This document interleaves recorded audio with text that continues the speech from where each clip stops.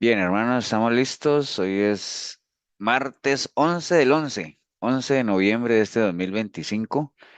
Discipulado de Efesios 4:23. Estamos ya listos. Vamos a aprovechar este tiempito que siempre sacamos y que gracias a Dios nos da la oportunidad de aprovecharlo como miembros de la iglesia, miembros de una misma congregación, de un mismo cuerpo, unidos en un mismo espíritu, siempre con ese anhelo de conocer un poquito más de la palabra, ¿no?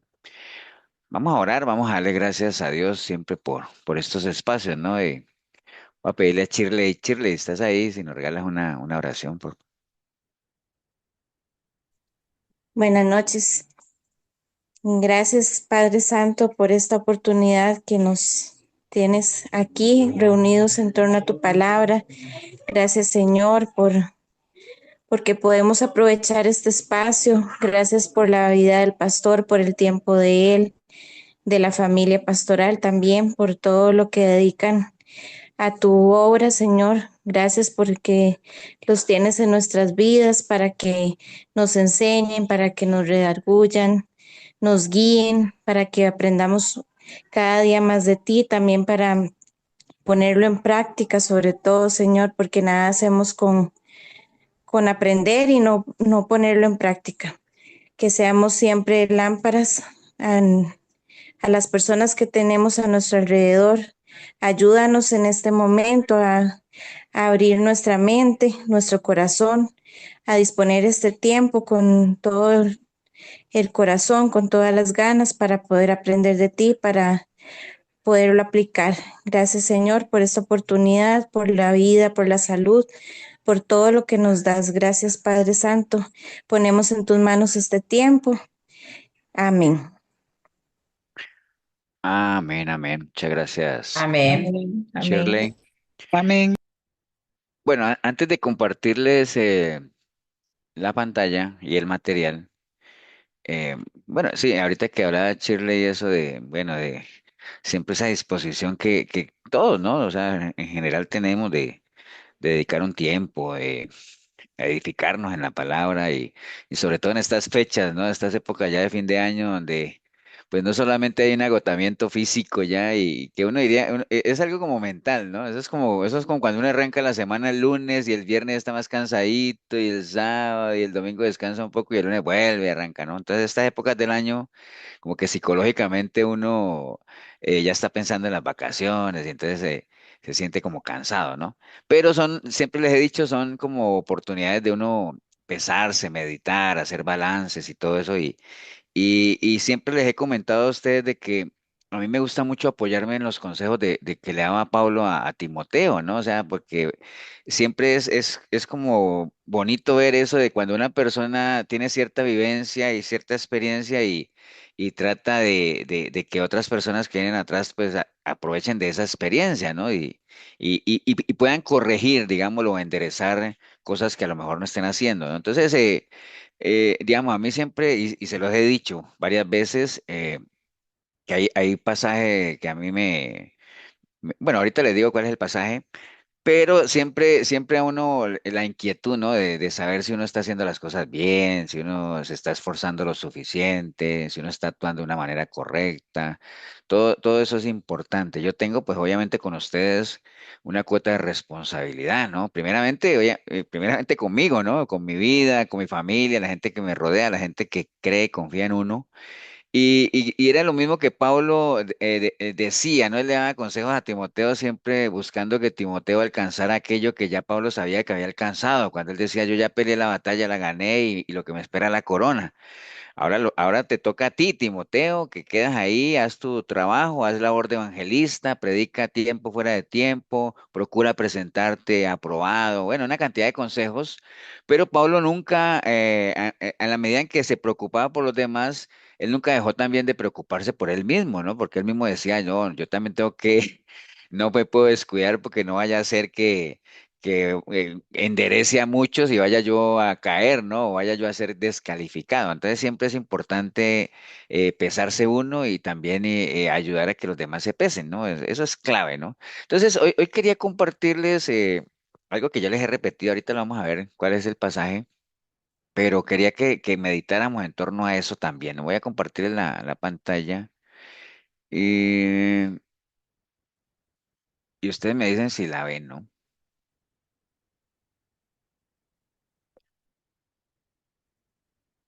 ¿Sí? ¿Ya la ven? Sí, pastor, sí se ve. Ok, bueno, vamos a estar compartiendo hoy un poquito sobre, arrancando con esto del reconocimiento, el ser reconocidos y a medida que vayamos avanzando les voy a decir exactamente cuál es el tema, ¿no? Entonces, hay una pregunta ahí que dice, ¿qué debe ocurrir antes de ser reconocidos? ¿Qué creen ustedes que, bueno, todos sabemos que es el reconocimiento, ¿no? Es cuando a uno se le atribuyen cosas o se le valoran cosas o cosas así, pero en general, ¿qué creen ustedes que debe ocurrir para que uno sea reconocido? Demostrar con acciones, pastor. Lo que Demostrar uno con dice. eso. Ser ¿Qué más? conocidos primero. Eso, Ser- Flori. Ya no, Flori ya se les adelantó. O sea, esa, esa es la respuesta directa y concreta, ¿no? Para nosotros ser reconocidos, lo primero que tenemos que hacer es ser conocidos, ¿no?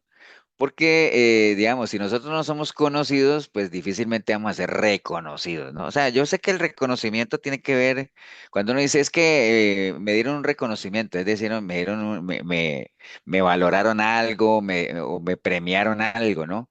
Pero precisamente a uno le premian o le valoran algo cuando ese algo es conocido, ¿no? Porque difícilmente uno va a recibir un reconocimiento o un premio por algo que nadie sabe que uno hizo, ¿no? O sea, generalmente siempre es por cosas que salen a la luz pública. Entonces, antes de ser reconocidos, pues lo primero es ser conocido, ¿no? Entonces, por ahí nos vamos a ir metiendo un poquito al tema, ¿no?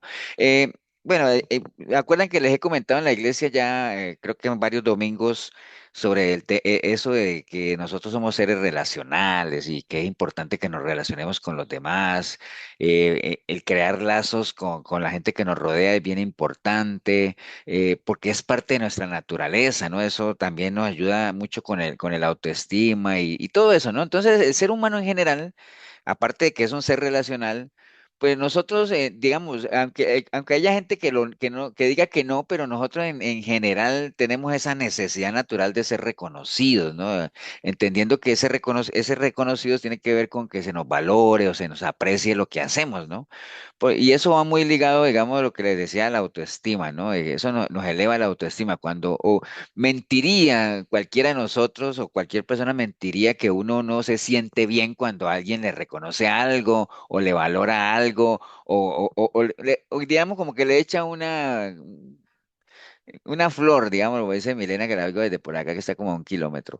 Sí, cuando le tiran a uno de esos piropos, llamémoslo así por decir algo, ¿no? Entonces, eso hay que saberlos manejar, pero en términos generales, desde el punto natural, a uno le gusta eso, ¿no? Porque el reconocimiento, pues, es clave para el desarrollo nuestro, nos ayuda a sentirnos emocionalmente como validados, ¿no? Y todo ese asunto. Y a medida que pasa el tiempo y uno va pasando etapas y va agarrando cierta experiencia, pues uno adquiere reconocimiento ya a otros niveles, ¿no? Inicialmente cuando uno está en el cole es a nivel académico y si uno se mete a actividades deportivas, pues obviamente desde el punto de vista deportivo, ya después más adelante en su trabajo o el mismo reconocimiento de la pareja con la que uno esté, bueno, tantas cosas, ¿no? O sea, que el reconocimiento es parte como de la vida misma de uno, ¿no? Ahora, es importante también tener presente que así como a uno le gusta que le reconozcan, es clave también que uno sepa reconocer a los demás, ¿no? Y ahí radica gran parte del problema en que a la gente le gusta que le reconozcan sus cosas, pero qué difícil es que la gente reconozca lo de los demás, ¿no? O sea, ahí hay como cierto egoísmo y eso es parte también de nuestra naturaleza, ¿no? Pero en la medida en que nosotros vengamos a los pies del Señor, comienzan a haber consejos como tal y por ejemplo en Colosenses 3:23 dice que todo lo que uno haga, que uno lo haga como para el Señor y no para los hombres, sabiendo que del Señor recibiréis la recompensa de la herencia porque a Cristo Señor servís. Entonces, cuando uno se mete ya en los caminos del Señor, uno empieza a manejar esto de una manera diferente, ¿no? Comienza uno a entender que sí, que el reconocimiento es importante, pero no hace parte de la esencia del ser humano el reconocer a los demás, ¿no? Entonces, como no hace parte, para uno no frustrarse, la recomendación del Señor por medio de la palabra es que mejor uno haga las cosas como para Él, ¿no? Y que uno sabe que la recompensa está asegurada, porque hay promesas que están aseguradas como tal. Entonces, bueno, las personas en general son reconocidas por lo que hacen, ¿cierto que sí? Por ejemplo, los actores cuando hacen esa entrega de premios como los Oscar y todo ese asunto, es porque se le hace un reconocimiento a su trabajo. Hay gente que realiza su trabajo mejor que otros y entonces eso merece un reconocimiento. Los mismos cantantes por sus canciones, los pintores por sus pinturas, los sastres o las modistas por sus prendas de vestir que diseñan y hacen, ¿no? Entonces, generalmente uno es reconocido por lo que hace, ¿no? Ahora, nosotros como cristianos, ya hablando desde el punto de vista espiritual, somos reconocidos. ¿Cómo somos reconocidos? Por los Los frutos. frutos. Por los frutos, ¿no? Por el testimonio. Ahí ya no tiene mucho que ver la profesión. Por ejemplo, yo soy estadístico, pero espiritualmente a mí no voy a ser conocido por lo bien o mal que maneje los números, las estadísticas, ¿no? Yo voy a ser reconocido por mis frutos desde el punto de vista espiritual, por llamar el fruto del espíritu, por los frutos que derivan de una relación con el Espíritu Santo, ¿no? Entonces, erróneamente hay algunas personas que exigen ser reconocidas sin merecerlo, tanto en lo natural como en lo espiritual, ¿no? A veces en lo natural hay gente que exige cierto reconocimiento y no han hecho nada, ¿no? En Colombia se puso de moda, o se puso, no, hay de moda, en algún tiempo se puso, pero eso sigue siendo vigente, esa frase de usted no sabe quién soy yo. Yo no sé, aquí en Costa Rica no la escucho mucho, pero sí en todos lados se usa, pero allá es como una cultura, ¿no? Eso de que agarran a alguien, por ejemplo, la policía hace un retén y detienen y da la casualidad que detienen el carro donde va el hijo del ministro y yo no sé qué, y entonces comienzan ellos a golpear. A golpear mesa a las mismas autoridades diciendo, pero ¿por qué me detienen? ¿Es que usted no sabe quién soy yo? ¿Me entiende? Entonces, y hay gente que nunca ha hecho nada, pero se cuelgan de la fama de otros o exigen un reconocimiento sin haberlo merecido, ¿no? Entonces, y eso es muy delicado, precisamente porque ya en el plano espiritual o en el plano natural uno debe pelear sus propias batallas para tener sus propias victorias, ¿no? Uno no se puede colgar ni de la santidad de otro, ni vivir de las victorias de otros, y tampoco vivir de victorias pasadas, ¿no? En nuestra vida cristiana es un constante presente que hay que construirlo día a día. El ayer ya se fue, el mañana aún no llega, el hoy es el que hay que construir, ¿no? Entonces, por ahí anda el asunto, ¿no? Entonces, y ya metiéndome al tema que vamos a estar viendo, eh, cuando nosotros nos presentemos en la presencia del Señor, y les he dicho varias veces, se los he compartido y por eso quería traerlo hoy con ustedes para reafirmarlo y volverlo a afirmar y las veces que sea necesario.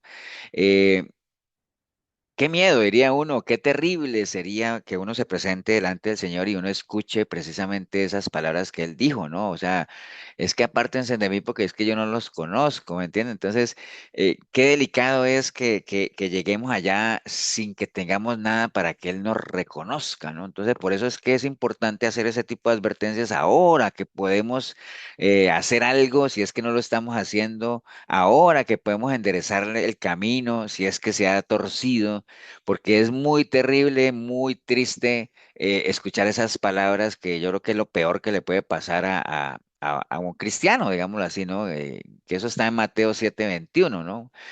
No todo el que me dice Señor, Señor entrará en el reino de los cielos, sino el que hace la voluntad de mi Padre que está en los cielos. Dice él, muchos me dirán en aquel día, Señor, Señor, no profetizamos en tu nombre y en tu nombre echamos fuera demonios y en tu nombre hicimos muchos milagros. Y entonces les declararé, nunca os conocí, apártense de mí, hacedores de maldad. Entonces, esa es como la frase más triste que uno pudiera escuchar. Ahora, esto es casi parecido a lo que, por ejemplo, cuando Samuel le dijo a Saúl que Dios lo había desechado, ¿no? Entonces, lo que pasa es que si a mí me dijeran ahorita, por ejemplo, o ahorita, hoy, 11 de noviembre del 25, alguien me dijera, pastor, pero viera que de parte de Dios se lo digo con certeza que el Señor no lo conoce a usted. Entonces, que me lo dijera hoy, yo diría, uy, qué dicha que me lo dijo. Entonces, voy a empezar a hacer lo que sea necesario para revertir eso. Está bien, ahorita. Pero el problema es que esta frase del Señor se la dijo a esa gente cuando ya se presentaron delante de él, donde ya no había tiempo de nada, ¿no? Entonces, por eso es importante eso, ¿no? Y quería hacer énfasis precisamente en esa parte de lo que venimos manejando, eso de ser conocidos por el Señor, ¿no?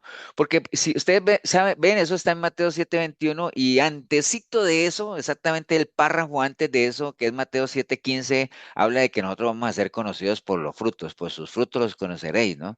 Entonces, qué importante es realmente ser conocidos por el Señor, y por eso es que importante es atender el consejo de la palabra de que nosotros nos examinemos de si estamos o no estamos en la fe, ¿no? O sea, examinados, ustedes están capacitados, a no ser de que estén descalificados, es decir, que no tengamos en nosotros a aquel que nos da convicción y testimonio de que realmente somos hijos de Dios, ¿me entiendes? En la medida en que tengamos el Espíritu Santo en nosotros, todos los días deberíamos estarnos examinando si estamos o no estamos, si estamos o no estamos. Buscar al Señor mientras pueda ser hallado, dice la palabra, ¿no? Entonces, es importante tener certeza de eso, ¿no? Porque vean vea para qué nos llamó el Señor. En Marcos 3:14 está exactamente el por qué nos llamó el Señor, ¿no? A veces uno dice, ¿por qué nos llamó el Señor? Y uno dice, es que para que predique, para que haga esto, para que tantas cosas, ¿no? Pero hay un orden. Dice la palabra en Marcos 3:14, dice, después subió al monte y llamó así a los que él quiso, ¿no? Porque acuerde que realmente es un llamado personal. Y vinieron a él y estableció a los 12 para que estuviesen con él y para enviarlos a predicar. Entonces, mire que ahí hay un orden, ¿no? Los llamó, el Señor llama a sus discípulos primeramente para que estén con Él, y después para enviarlos a predicar, ¿no? O sea, ese es el orden. Eh, y entonces a veces los invertimos, porque si usted se pone a ver eso, y uno lee todo lo que está aquí en Mateo 7:21, y dice, bueno, a ver qué fue lo que esta gente hizo, que el Señor le dice, hacedores de maldad, qué fue lo que hicieron. Bueno, esa gente profetizaron, echaron fuera demonios, hicieron milagros, pero eso qué, ¿a dónde está la maldad? Es que no la veo. ¿Me entiende? Entonces, ahí es donde uno se pregunta, ¿no? Entonces, cuando él dice hacedores de maldad, hay que saberlo interpretar. Es como quien dice, apártense de mí, hacedores de maldad. Es que dicen, es que lo hicieron mal. O sea, ustedes todo lo hicieron mal. O sea, yo no los conozco. ¿Por qué? Porque antes de hacer todas esas cosas que dijeron que hicieron, primero debían de haber hecho lo que para lo cual yo los llamé. Yo los llamé para que estuvieran conmigo, para conocerlos, para que nos conozcamos, para que ustedes conozcan de mí, yo de ustedes. ¿Se acuerdan lo que comentaba el domingo de que el Señor estuvo con sus discípulos? Primero los discípulos, y después, antes de hacer los apóstoles, antes de enviarlos, los puso ahí, les dijo, bueno, ahora sí, ustedes quién dicen que yo soy, ¿no? O sea, para ver si estamos alineados, ¿no? Yo me les he dado a conocer, a ver si realmente ustedes me conocen a mí, y como yo los conozco, bueno, obviamente el Señor lo conoce en nuestros corazones porque Él es Dios, ¿no? Pero ese es el orden. Entonces esa gente lo hizo mal, hicieron una cantidad de cosas, y no se aseguraron de que el Señor los conociera, hacedores de maldad, o sea, lo hicieron mal, hicieron las cosas mal, ¿no? Entonces, en línea de eso, a veces cometemos el error de querer hacer tantas cosas para Dios que nos olvidamos de Dios mismo, ¿me entiende? Y conocemos casos de gente que hace cosas y a veces cae en el activismo, y la relación con Dios pocón, ¿no? Entonces, es un riesgo que caigan en lo que dice el diario. Es que yo hice tantas cosas, hice aquello, hice allá, y la relación con Dios, ¿dónde está, no? Igual como pasa con la familia, ¿no? ¿Cuánta gente no hace tantas cosas supuestamente por la familia y muchas veces se olvidan de la familia misma, ¿no? O sea, no pasan tiempo con la familia. ¿Por qué? Porque estoy trabajando por mi familia, estoy haciendo tantas cosas por mi familia, pero esas cosas que estoy haciendo por mi familia me impiden disfrutar a mi familia. ¿Me entiendes? Entonces, ese no es el orden realmente. El Señor quería primeramente tener una relación con ellos, que fue exactamente lo que le pasó a Pablo. Pablo tuvo su encuentro personal con el Señor y decía, bueno, ¿qué quieres que haga? ¿Qué voy a hacer? Y dijo, no, no, no, tranquilo.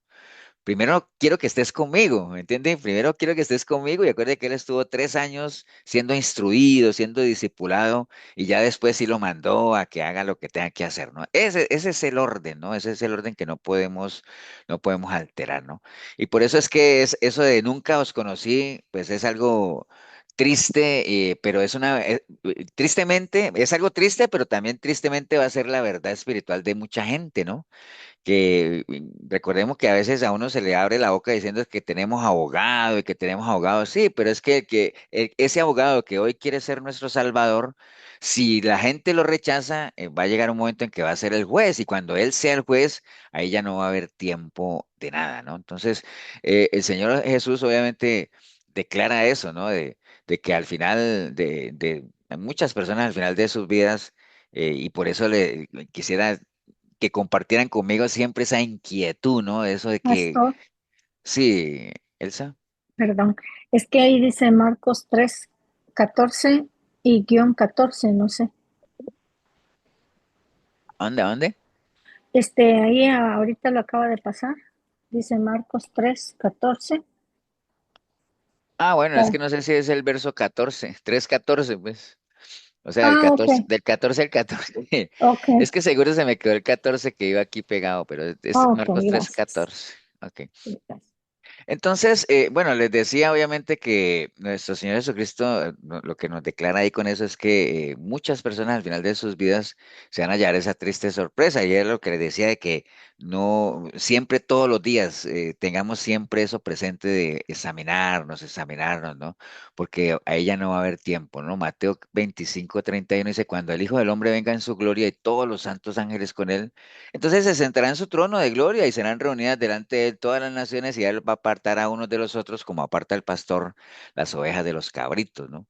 O Juan 5:22 dice, porque el Padre a nadie juzga, sino que todo el juicio se lo dio ¿a quién? Al Hijo, ¿no? Aquel a que hoy tenemos como abogado y como nuestro Salvador, sí, pero a él le ha sido dado el juzgar, ¿no? Como tal. Y entonces en ese día, mucha gente en lugar de salvación, y lo que va a recibir es condenación. Ahora te dirán, pastor, pero hay gente que se ha rechazado a Dios aquí, ¿por qué va a esperar salvación? No, es que no estamos hablando de los que han negado a Dios aquí, estamos hablando de los que supuestamente hacen cosas para Dios, que supuestamente se consideran salvos, pero que no se aseguran de que realmente el Señor reconozca todo lo que hacen y si realmente lo que hacen lo hacen para el Señor, ¿no? Porque cuánta gente no conocemos nosotros, ustedes y yo, en iglesias y todo eso, que en buena teoría hacen cosas en el nombre de Jesús. Así dice Dios y sabemos que eso no es de Dios, ¿no? Entonces, tristemente lo que van a recibir es condenación y van a escuchar esas palabras que les digo que es lo más triste que uno podría escuchar si uno se presenta delante de Dios y que Él le diga, es que apártate de mí porque no te conozco, ¿no? Ahora, ¿por qué esas personas se llevarán esa triste sorpresa ese día? Bueno, el mismo texto lo dice, ¿no? Entonces, primero Mateo 7:21 dice, no todo el que me dice Señor, Señor entrará en el reino de los cielos, sino el que hace la voluntad de mi Padre que está en los cielos. Entonces, ¿por qué se van a llevar esa sorpresa? Porque no somos salvos por llamar a Jesús Señor. Ahora, ¿por qué? ¿Quién quiere participar? O sea, no somos salvos por llamar a Jesús Señor, ¿no?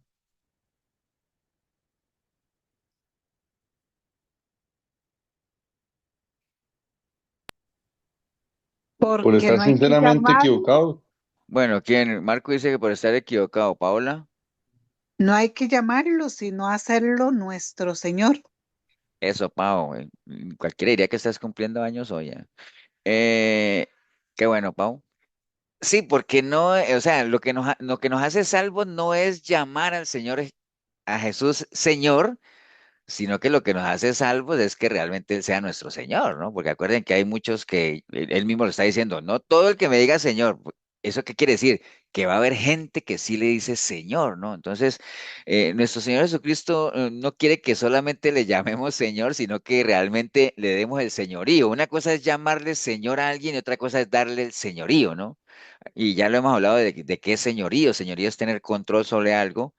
Y entonces por eso él dice, ¿por qué me dicen Señor y si no hacen lo que yo les digo? Entonces fue, ¿para qué? Mejor no me digan nada. ¿Me entienden? Entonces, uno no es salvo por llamar a Jesús Señor.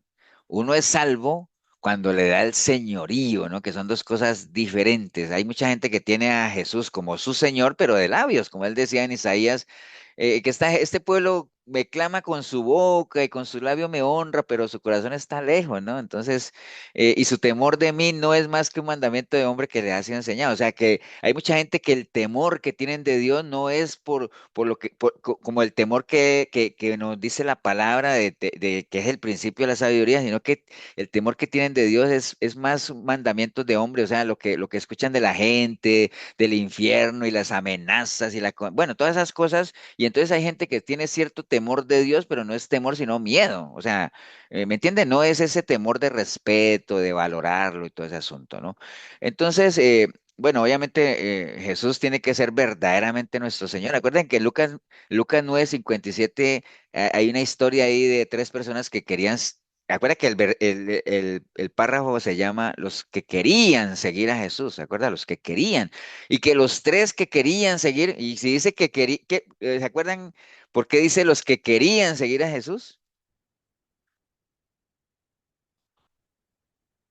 O les cambio la pregunta. Generalmente cuando uno utiliza los verbos en esa conjugación de es que yo quería, es que yo lo diría, bueno, ¿por qué? Cuando uno dice eso es ¿por qué? Está hablando en Porque no lo pasado. hizo. Perdón, Pau, Porque no lo hizo. porque no lo hizo. Y bueno, lo que decía Elsa del pasado está bien. Entonces cuando uno dice es que yo quería venir, bueno, sí quería, pero no vino. Es que yo lo quería decir, que quería, pero no lo dijo. Entonces esta gente decía, los que querían seguir al Señor, sí, querían, pero no lo siguieron. Y los tres le dijeron, Señor, ¿no? Señor, a donde tú vayas yo iré. Y entonces acuérdate que a uno de ellos el Señor le dijo, sí, pero acuérdate que el Hijo del Hombre no tiene donde recostar su cabeza y todo eso. Entonces le dijeron Señor más que todo como por un título, ¿no? Como algo así, pues dándole el beneficio de la duda de respeto, pero no le dijeron Señor como algo, como una relación de un siervo hacia aquella persona que uno le ha dado el señorío, ¿no? No lo consideran el Señor de sus vidas, ¿no? Entonces, eh, básicamente, esa es la primera parte, ¿no? O sea, ¿por qué se van a llevar una sorpresa a esa gente cuando llegue allá? Que espero en mi corazón que ninguno de nosotros, ni usted ni yo, estemos ahí o pasemos por eso. Es porque no nos vamos a salvar con decirle Señor, ¿no? ¿Alguien iba a decir algo? Yo que dije amén a que ninguno de nosotros nos vaya a pasar eso, de que nos diga eso. Eso, Braulio. Está bien. Después dice, en Mateo 7:22 dice, ¿acaso no profetizamos en tu nombre? ¿Acuerdan? Porque en el 7:22 dice, es que no profetizamos en tu nombre, Señor. Entonces, ¿por qué? Y entonces, nosotros no somos salvos por profetizar de Cristo, ¿no? ¿Por qué?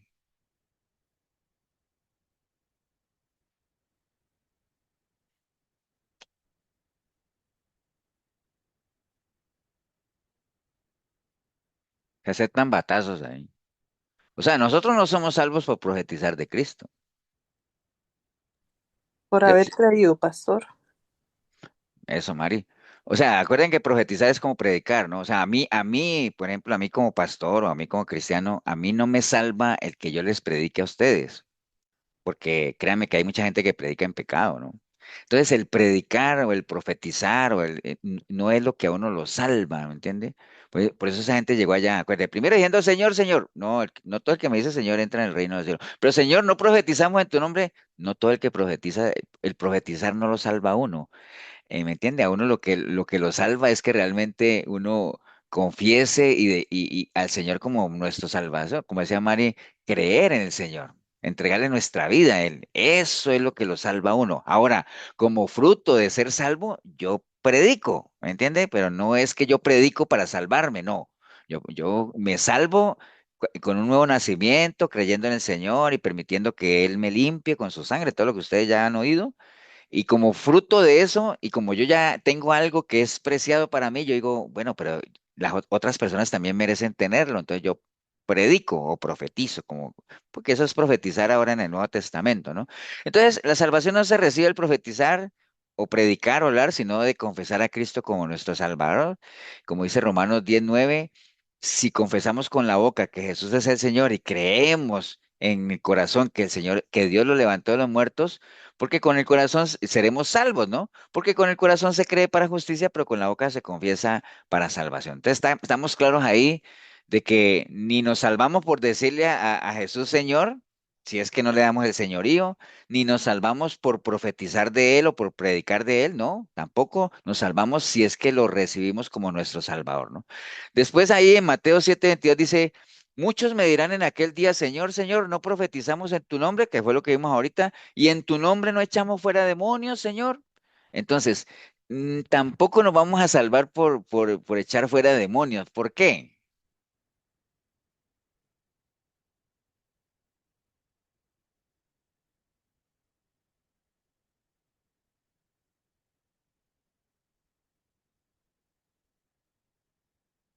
Porque no es por obras. Por lo mismo que le dije ahorita, ¿no? O sea, Sí, porque iba a decir esto, que por lo sí, mismo que dijo o sea, anteriormente. porque es que o sea, inclusive a una persona que esté endemoniada, vamos así, por ejemplo, que suponga que yo me encuentro con un endemoniado y entonces yo hago todo lo que tenga que hacer y le saco el demonio. El solo hecho de sacarle el demonio a esa persona no la hace salva, tampoco. Y yo tampoco, el sacar el demonio tampoco me hace salvo a mí. Ahora usted dirá, pastor, pero ¿cómo va a sacar usted un demonio si usted no tiene el Espíritu de Dios? ¿No? Bueno, el Señor podría usar a cualquiera para sacar un demonio. Obviamente estamos de acuerdo de que yo tengo que tener el aval o la autoridad del Espíritu de Dios y todo eso. Pero, por ejemplo, ni a mí me salva el expulsar un demonio ni al endemoniado se salva por habérselo sacado, ¿no? Porque ¿de qué le sirve que ese endemoniado se le saque el demonio si no recibe a Cristo? No sirve de nada, ¿no? Entonces, a uno lo que lo salva es recibir al Señor. Recuerde, eso aquí no es, y como dijo Marquito, es cierto, no es porque ella haga hecho esa obra, ni mucho menos, sino es por recibir a Cristo. O sea, no hay otra forma, ¿no? Es el único que nos puede dar la salvación. Entonces, ahí tristemente hay muchas iglesias que se enfocan en eso de liberaciones y expulsión de demonios y todo eso, y poca palabra, ¿no? Como varias veces les he contado que una hermana de la iglesia, yo espero que siga siendo hermana, que Pastor, sí, señor. ahora estoy tratando de meterme en la historia e imaginarme, ¿verdad? Esas personas que llegaron a decirle eso a Jesús. Esto, son personas, ¿quién puede decir si de boca mía digo, yo hice esto y lo otro, y quién testifica sobre eso? Porque al llegar a decirle a Jesús, yo saqué demonios en tu nombre, o sea, ¿me entiende? ¿Quién testifica a favor de ellos Bueno, sobre que ocurriera una cosa de esas? ¿quién le responde a Braulio? Alguien que le responda a Braulio. O sea, la pregunta de Braulio es, o en otras palabras, decir, pastor, esas personas llegaron allá a decirle al Señor que habían hecho todas esas cosas, pero ¿cómo hace el Señor para comprobar que eso es cierto? O sea, ¿quién puede testificar? ¿Quién le contesta a Braulio eso? Porque el El- Señor escudriña los corazones, Él sabe quién es de Él. Sí, pero Acuérdense que él el- dijo, en mi por la nombre no lo omnisciencia. hiciste, o conmigo no lo hiciste. por Pero, eso, o sea, ahí te él estás dijo que sí lo contestando. hicieron. Él dijo que sí lo Exacto, hicieron, entonces. exacto. Ok, ok. O sea, el Señor no Entonces sí les está, ocurrió una cosa de el eso. Señor no les está diciendo a ellos, deben de ser No lo hiciste. mentirosos, a mí no me vengan Ajá, a ajá. tramar Ok. aquí, blasfemia. No, no, él no los desmintió, en ningún momento el Señor está diciendo que no lo hicieron. Lo que él está diciendo es, pero es que yo no los conozco. Y además lo hicieron mal, hacedores de maldad, o sea, hacedores, o sea, que sí lo hicieron, ¿entendés? Pero lo hicieron mal. Entonces, claro, y además de eso, el Señor, pues obviamente que Dios no puede ser burlado, ¿no? Él todo lo sabe. Pero, bueno, entonces, muchas iglesias se enfocan en eso. ¿Acuerdan que les decía que una hermana que no volvió a la iglesia porque decía que ahí nosotros no hacíamos liberación de demonios? Yo decía, pero es que ¿para qué vamos a hacer liberaciones para tramar o para impresionar a quién, ¿no? ¿Para qué vamos a hacer eso?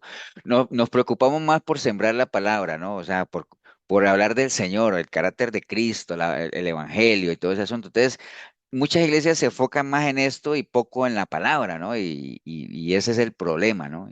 Ahora sí era pastor, pero ¿usted no cree que hay gente que necesita ser liberada de opresiones y de espíritus? Claro que sí, o sea, porque los demonios existen y si los demonios existen, pues existen también las personas endemoniadas, ¿no? Entonces, que necesitan ser liberadas, claro que sí, o sea, es una realidad.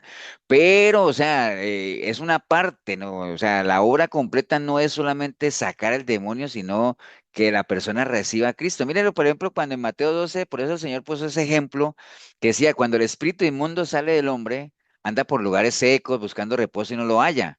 O sea, cuando el espíritu inmundo sale del hombre, es decir, cuando ha sido expulsado un demonio, anda buscando a ver a dónde se mete y todo eso y no haya un lugar. Y entonces dice, volveré a mi casa de donde salí, es decir, a la persona que ya le habían sacado. Y cuando llega la halla desocupada, barrida y adornada, entonces va y toma consigo otros 7 espíritus peores que él y entrados moran allí y el postrer estado de aquel hombre viene a ser peor que el primero. Así también acontecerá a esta mala generación. Entonces, si a una persona se le saca un demonio, pero si esa persona no recibe a Cristo, no comienza a ser instruida en la palabra, a alimentarse, a fortalecerse, pues acuérdate que nosotros tenemos un principio, ¿no? El que piensa como antes, tarde o temprano vivirá como antes, ¿no? Entonces, el sacarle el demonio a una persona pues, es un buen avance, digámoslo así, en por lo menos limpiar esa vasija, ¿no? Pero si uno no la llena de algo con el Espíritu de Dios, con la palabra, pues no hacemos nada o hacemos un trabajo medio hecho y un trabajo medio hecho prácticamente no se ha hecho, ¿no? No se hace, ¿no? Entonces, por ese lado. Entonces, no se, y ahí dice, no se es salvo automáticamente cuando un demonio sale en la vida, sino que para ser salvo se necesita, bueno, expulsar al demonio, obviamente, y que Dios venga a morar a la vida de las personas, ¿no? Juan 14:23 dice, Jesús le respondió y le dijo, el que me ama, mi palabra guardará. Y mi Padre le amará y vendremos a él y haremos ¿qué cosa? Morada con él, ¿no? Entonces, el hecho de sacar un demonio no quiere decir que automáticamente el Espíritu de Dios se va a meter ahí, ¿no? O sea, acuérdate que ¿qué necesitamos nosotros para que el Espíritu de Dios entre en la vida nuestra? Renovar nuestra mente. Arrepentirnos. Es que renovar la mente es un proceso que viene después, ¿no? O sea, renovar la mente viene después de que el Espíritu de Dios ha entrado. Arrepentirse y Ah, sí, pedir sí, perdón. Primero sí, sí. hay que recibirlo, ¿no? Hay que, por Ujú. medio de una decisión personal, recibirlo y que tiene que mediar un arrepentimiento, todo lo que ya sabemos del nuevo nacimiento. Cuando ya lo recibimos, ahí entra, comienza el proceso que decía Elsa de, bueno, ahora sí, hay que renovar la mente y Efesios 4:22 y todo eso, ¿no? Entonces, Ujú. se saca el demonio de una persona, está bien, es un buen avance, pero nada hacemos con eso si la persona no recibe a Cristo, ¿no? Porque la salvación no es por no tener demonios, la salvación es por tener a Cristo, ¿no? Obviamente el tener a Cristo te garantiza no tener demonios, pero hay que hacerlo como debe ser. Ok, después dice Mateo 7:22, dice, muchos me dirán en aquel día, Señor, no profetizamos en tu nombre y en tu nombre echamos demonios. Y después dice, y en tu nombre hicimos muchos milagros. En tu nombre hicimos muchos milagros. Entonces, tampoco somos salvos por hacer o recibir milagros, ¿no? Ahora, ¿por qué?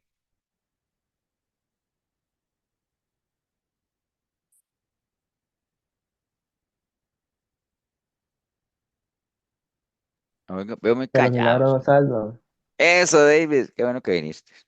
Los milagros nos salvan, ¿no? ¿Para quién eran los milagros? Para los Para incrédulos.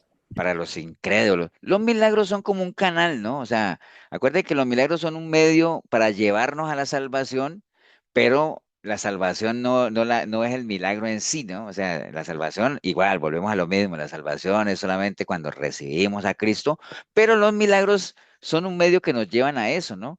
Entonces, igual que las liberaciones, hay muchas iglesias y muchos cristianos que el enfoque principal son los milagros, las sanidades, las liberaciones, los prodigios, las señales, todo eso. Entonces se enfoca mucho en eso y cuando no ven eso como que se desaniman y andan buscando iglesias que hagan eso. Entonces, no, si nosotros ya le hemos entregado nuestra vida al Señor y todo eso, nosotros no necesitamos ver señales para creer, ¿no? O sea, ya es por fe el asunto. Los milagros son para los incrédulos precisamente para llevarlos a la salvación. Y los milagros era algo que, por ejemplo, el Señor lo hizo precisamente, y Él lo dijo cuando iba a resucitar a Lázaro, Señor, gracias por oírme, ¿para qué? Para que toda esta gente que está aquí pueda ver y entienda que tú y yo somos uno, Señor. ¿Me entiendes? Entonces, no, es para los incrédulos, ¿no?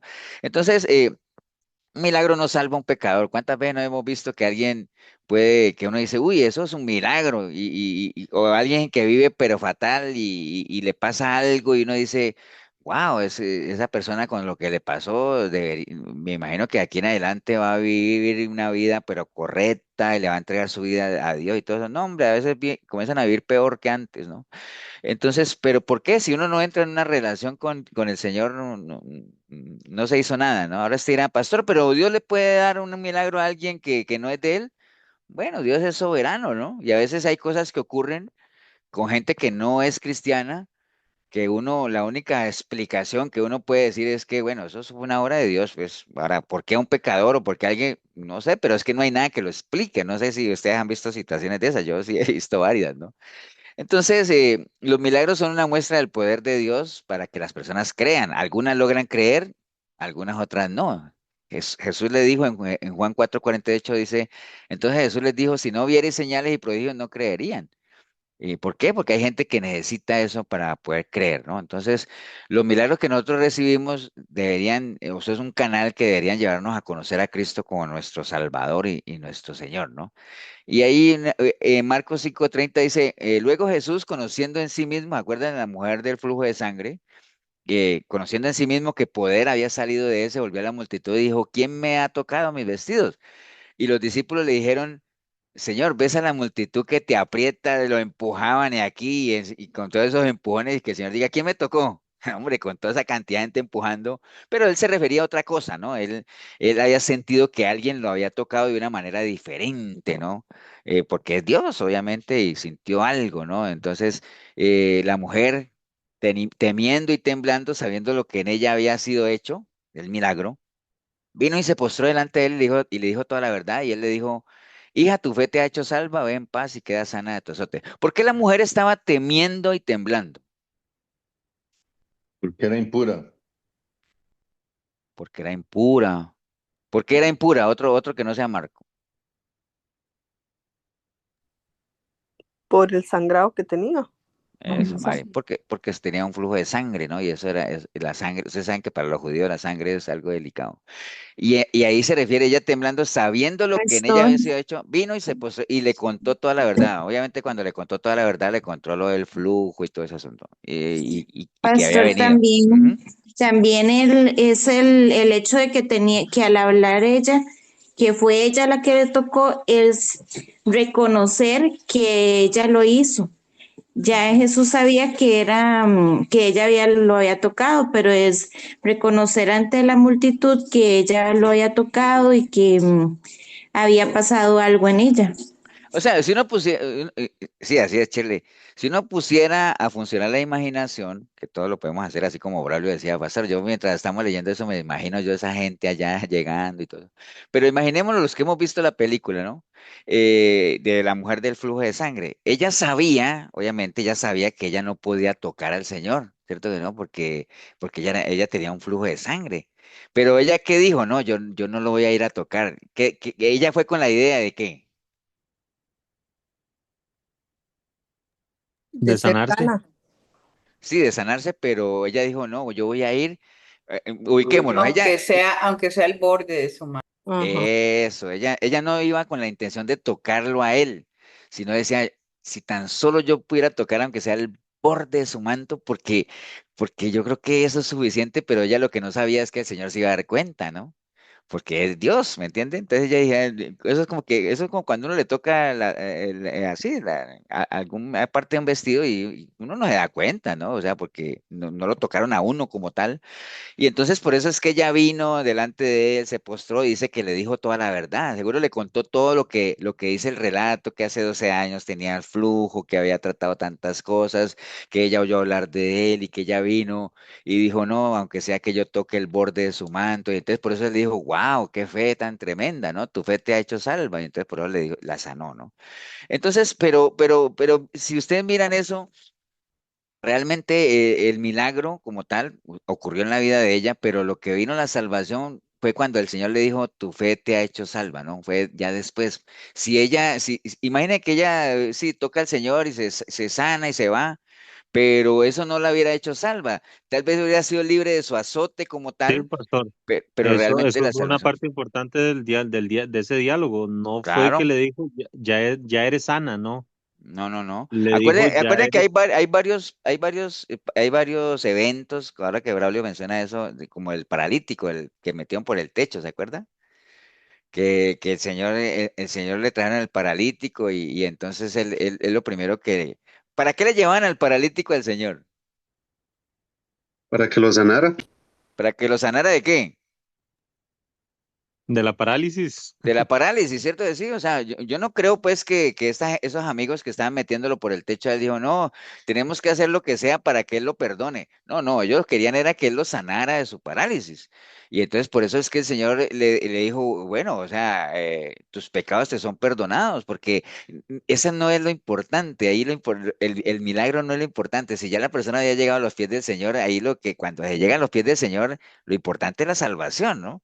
Y entonces por eso ya viene el diálogo de cuestionar, pero que solo Dios puede perdonar pecado. Bueno, pues entonces para que usted vea que hay poder en el Hijo del Hombre, entonces a este le digo que se levante ese lecho y que se vaya, ¿no? Entonces, ¿me entiende? Para completar el asunto. Entonces, como que, ¿por qué tú, ahora metiéndole, sigamos poniendo a volar nuestra cabecita es, ¿por qué el Señor ya le había perdonado los pecados al paralítico, ¿cierto? ¿Por qué después le dijo, bueno, entonces para que ustedes vean, a este le digo, levántate de tu lecho y vete? ¿Para qué? ¿Por qué lo hizo? para que los amigos vieran, los Para incrédulos. demostrar que Eh, Dios, que Él es Dios. Porque no creían, ¿cierto? Porque lo Ajá. cuestionaron, decir, no, ¿cómo que perdonar pecado? Solo Dios puede perdonar pecado. Entonces, el Señor después hizo el milagro, la señal, que fue visible, porque las señales son para eso, ¿no? Para los Ujú. incrédulos, para ratificar un mensaje que a la larga lo más importante era el tema de la salvación, pero el milagro sirve siempre para qué? Como para ponerle un sello, una garantía de que realmente así es, ¿no?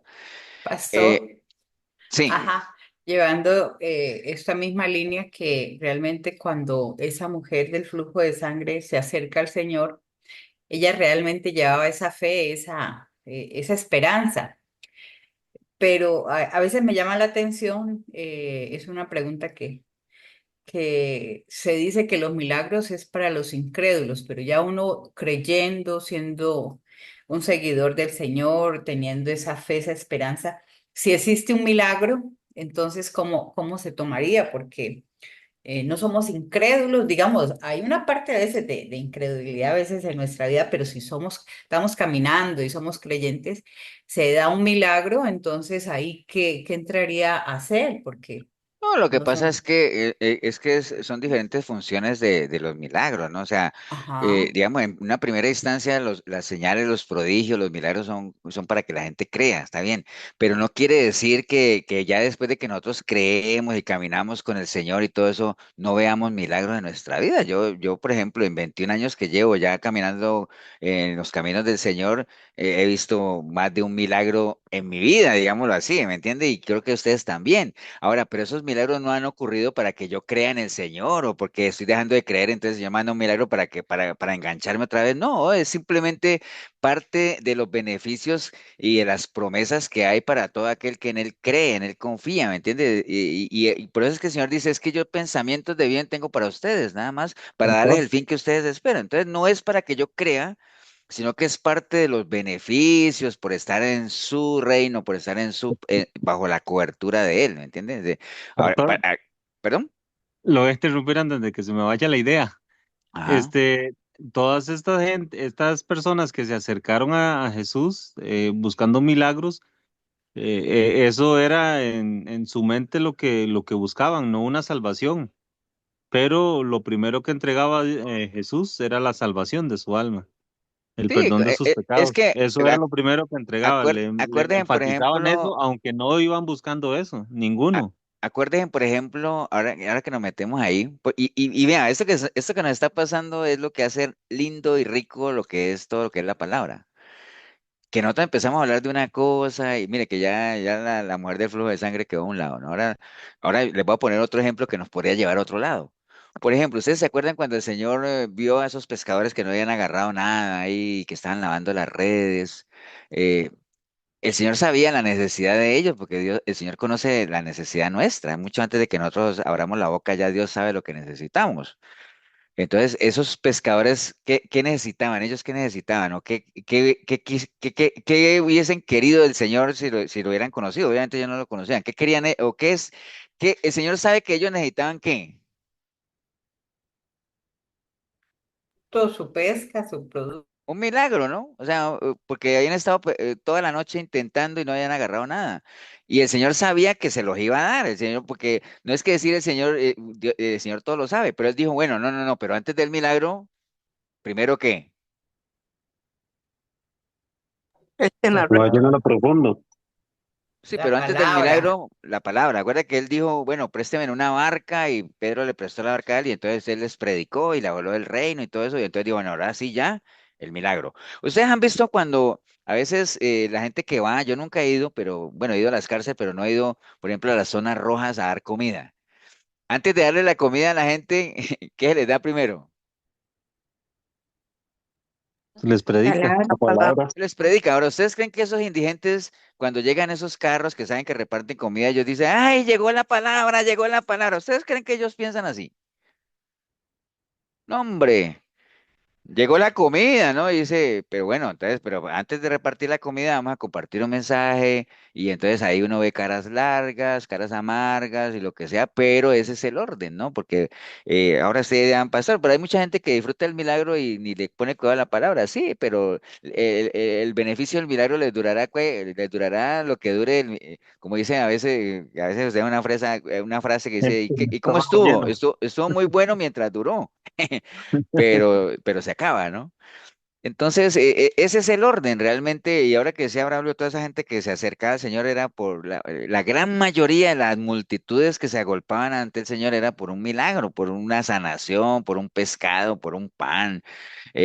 Muchos de ellos se arrepintieron al escuchar al Señor, al ver las señales, cada vez eran más multitudes, ¿por qué? Porque el mensaje iba acompañado de señales que eran necesarias porque había mucha incredulidad, ¿no? Pero sí, sí, esa es la realidad.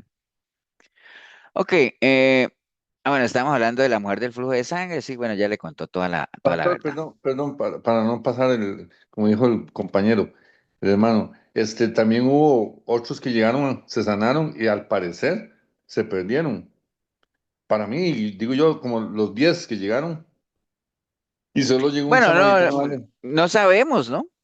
Sí, sí, no sabemos, No pero sabemos si se perdieron o no, lo que sí sabemos es que no agradecieron. Para los que no conocen la historia, acuérdense que el Señor se encontró 10 leprosos y les dijo que fueran y se presentaran ante el sacerdote y entonces mientras ellos iban para allá se fueron sanando, se sanaron y después uno de ellos, uno de los 10 se devolvió donde el Señor a darle las gracias y el Señor dijo, ¿y dónde están los otros 9? ¿Entiendes? Entonces, ahora yo no dudo que en su corazón de pronto, y te digo, así como Marquitos dice, pastor, ¿será que se perdieron? Yo creo que sí, es una suposición, pero la Biblia no lo dice. También es una suposición mía de que yo digo, bueno, de seguro que esos 9 no se devolvieron a darle la gracia al Señor, pero de que estuvieron agradecidos de ser sanos, yo creería que sí, pues se necesitaría uno ser muy insensible, muy endemoniado, lo que sea, que uno se cure de una lepra y que uno no agradezca, ¿no? O sea, digo yo, aunque hay gente malagradecida, pero pero el tema aquí no es si uno está agradecido o no, es si uno hace visible ese agradecimiento. Ese es el asunto. Y uno es uno que "Ah, es que Dios sabe que yo estoy agradecido". No, no es si lo sabe o no lo sabe, sino que hay que hacerlo visible, ¿no? Y hay que expresarlo, ¿no? Y lo mismo aplica con la gente, ¿no? Es que ellos saben que yo estoy agradecido. No, dé las gracias y haga visible su agradecimiento, ¿no? Pero sí, o sea, que hay gente que que recibió cosas de Dios y al final se perdieron por no valorarlas, pues sí. Inclusive personajes de la Biblia, por ejemplo, Salomón, o sea, a mí me pregunta, pastor, ¿y Salomón se perdió? Pues no sé, la Biblia no es enfática en decir que y se perdió Salomón, no lo dice. Pero uno por lo que la forma en que terminó su vida y todo eso sumido en la idolatría, pues uno podría pensar que sí, y con todo lo que él recibió del Señor, ¿no? El mismo Saúl, ¿no? Saúl fue desechado a pesar de que fue ungido y que el Señor lo usó y todo ese asunto, ¿no? Entonces, pero bueno. Bueno, entonces vamos ahí. Después dice Mateo 7:21.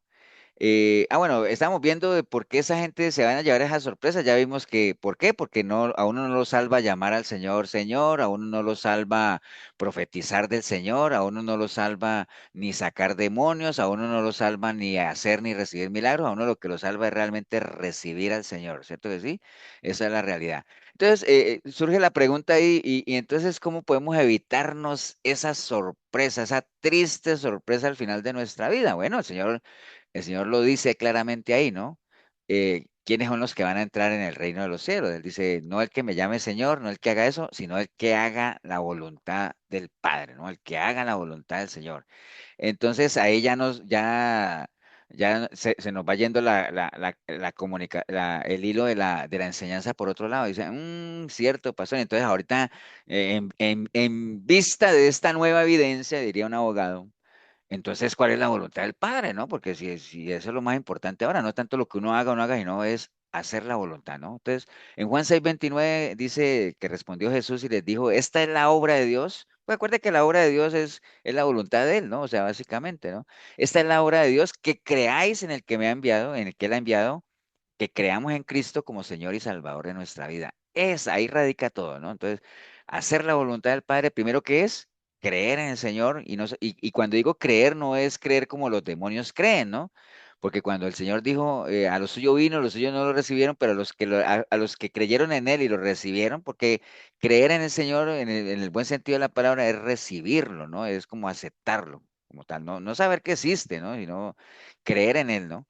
Entonces, ahí nos queda claro que la clave de todo el asunto es hacer la voluntad del Padre, ¿no? Ahí donde está la clave.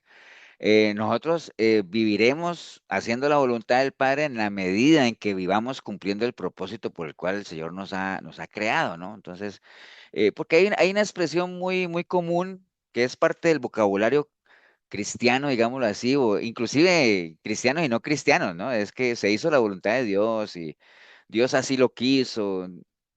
Dios sabe cómo hace las cosas. ¿Tú me entiendes? A veces eso es más que una frase con convicción, es como una respuesta muy, muy de cliché, ¿no? Porque siempre cuando uno dice eso de que se hizo la voluntad de Dios y Dios sabe cómo hace todo, hay dos líneas o hay digamos, dos direcciones en las cuales uno podría estar expresando algo como así, ¿no? Puede ser por satisfacción que uno diga, no, se hizo la voluntad de Dios, y, o sea, sabiendo plenamente que Dios tiene el control y que nada sucede si Él no lo quiere. O puede ser por el lado de la resignación, ¿no? O sea, lo intenté, pero al final se hizo la voluntad de Dios, es que él sabe cómo hace las cosas. O sea, que uno siempre hubiera querido otra cosa, pero como no se dio, entonces uno al final termina en la frase cliché de decir, Dios sabe cómo hace todo, ¿no? El Señor se hizo la voluntad del Señor. Eso es como con los que oran para que alguien se salve, ¿no? O para que alguien se sane. ¿Acuerdan del cantante guatemalteco que le profetizaron y de todo, y que Dios lo va a sanar y que tus nietos te van a ver y todo eso, y al final se murió? Y entonces después salieron diciendo, no, se hizo la voluntad de Dios. Entonces eso es más resignación que satisfacción, ¿no? Entonces nosotros tenemos que hacer, si alguna vez decimos eso, es simplemente con la convicción de que así es, de que Dios es el que tiene el control. No es que traté de hacerlo de la forma mía, pero como no pude, entonces al final Dios se hizo lo que Dios quería, ¿no? Entonces eso nada que ver, ¿no? No tiene nada que ver. Entonces, eso es algo que se menciona con mucha ligereza, eso de que se hizo la voluntad de Dios, que Dios sabe cómo hace todo, pero a veces hay muy poco entendimiento de cuál es y de que la gente conozca realmente la voluntad de Dios, ¿no? Y ahora, ¿por qué es importante por qué es importante conocer la voluntad de Dios? Porque si no, Para, no lo hacemos. ¿Por qué? Porque si no sabemos qué hay que hacer, ¿cómo lo vamos a hacer si no sabemos qué hay que hacer? Aunque Pero, suene sin medio. pero está bien, digamos, lo que dice Marquito es porque sabiendo cuál es, la voy a hacer. Entonces, ¿por qué es importante saberla y hacerla? ¿Por qué? Porque así podemos obedecer y servirle. ¿Y por qué es importante obedecer y servirle, que es lo mismo que hacer la voluntad de Dios? En línea a lo que hemos venido hablando desde arriba, ¿no? Para ser conocidos por él. Para ser conocidos por él. Porque acuérdense que lo que el Señor dijo, ¿no? Acuérdense que nosotros empezamos diciendo que hay gente que va a llegar allá y se van a encontrar con la sorpresa de que el Señor les va a decir, vea, yo a ustedes no los conozco, porque no el que me dice Señor, Señor va a entrar en el reino de los cielos, sino el que hace la voluntad del Padre. Entonces dice, pues ahí está la clave. ¿Por qué tengo que conocer la voluntad del Padre y por qué tengo que hacerla? Porque esos son los que van a entrar en el reino de Dios. Entonces, ¿qué es lo que nos tiene aquí, no? Acuérdense que el fin de la fe es la salvación y nosotros Y eso es estamos lo aquí. que le agrada a él, ¿verdad, pastor? Sí, bueno, ahorita vamos a irnos ya entonces, como ya cambió el asunto de ser reconocidos y todo eso que es importante, pero ahorita ya vimos que lo más importante es hacer la voluntad de Dios, ¿no? Efesios 5:14 dice, despiértate tú que duermes, ¿se acuerda ese versículo? Levántate de los muertos y te alumbrará Cristo. Mirad pues con diligencia cómo andéis, no como necios, sino como sabios, aprovechando bien el tiempo porque los días son malos. Por tanto, no seáis insensatos, sino entendidos de cuál sea la voluntad del Señor. Ahí está claro lo que Pablo le está diciendo a la iglesia de Éfeso de que pongas en las pilas, como dice, hey, pongas en las pilas, o sea, miren cómo estén andando, es lo que les decía ahorita de estar uno examinándose todos los días si estamos o no estamos en la fe, seamos sabios en eso, seamos entendidos, aprovechemos el tiempo para que nosotros sepamos y entendamos cuál es la voluntad de Dios, ¿no? Entonces ahí la clave está en saber, el tema de la voluntad de Dios es qué es, ¿no? ¿Cuál es? ¿Cómo se nos revela? ¿A quién se le revela? ¿Cómo hace uno para saber si está haciendo o no la voluntad de Dios? Que a veces es un dilema que uno tiene, decir, bueno, a veces me sale algo, me surge algo, y ¿será que esto está en línea a la voluntad de Dios, sí o no? ¿O es anhelo de mi corazón? Bueno, es importante siempre pesar eso, ¿no? Entonces, hay que vivir conforme al propósito. Entonces, parte de lo que hay que entender es que hacer la voluntad de Dios no es algo puntual, ni es algo a conveniencia, ni porque no, eso es un estilo de vida, es un proceso básicamente, ¿no? Por eso es que les hablaba yo ahorita de que Pablo quiso como por impulso decir, metiéndonos en lo que estamos hablando, como que cuando tuvo su encuentro con el Señor, decir, que, Señor, quiero hacer tu voluntad ya, le dijo, no, no, no, o sea, esto es despacio, esto es un proceso, primero hay que conocerla, hay que entender, hay que saber. eh, qué es lo que le agrada al Señor para que nosotros podamos vivir, como decía el ahorita, agradándole a Él, ¿no? Entonces, ¿qué es lo que... y esta pregunta yo la he hecho como 10 veces en la iglesia. ¿Qué necesitamos nosotros para agradar a Dios? La fe. Fe, ¿no? Fe. Y la fe no se construye de la noche a la mañana, ¿no? La fe es algo que se construye con un caminar, ¿no? Entonces, ¿qué es la voluntad? Hay varias definiciones de voluntad.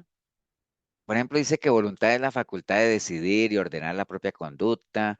Facultad es el libre albedrío, la libre determinación que una persona tiene. Facultad es elección de algo sin precepto o impulso externo que a ello obligue. La voluntad es gana o deseo de hacer algo. Pero también hay una definición de voluntad que es disposición, precepto o mandato de alguien. Eso también es voluntad. Y esa definición es la que más aplica como a la soberanía de Dios, ¿no? Hay una frase que dice esto: no se cae ni una hoja de un árbol sin que Dios lo permita. ¿Eso es cierto? ¿Es bíblico o no? No. Sí. Creo que es Sí, cierto, pero sí no es es bíblico, bíblico. sí es bíblico, Es No, por cierto, el movimiento de una hoja.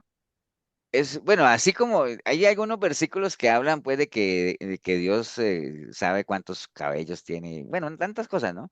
O sea, pero Dice el movimiento de una hoja. así como está, sí, así como está exactamente aquí de que no se cae ni una hoja de un árbol sin que Dios lo permita, que hay gente que lo repite. Sí es cierto, pero no es bíblico. Eso realmente está en el libro Don Quijote, en capítulo 2, Pero eh, no es, haciendo referencia.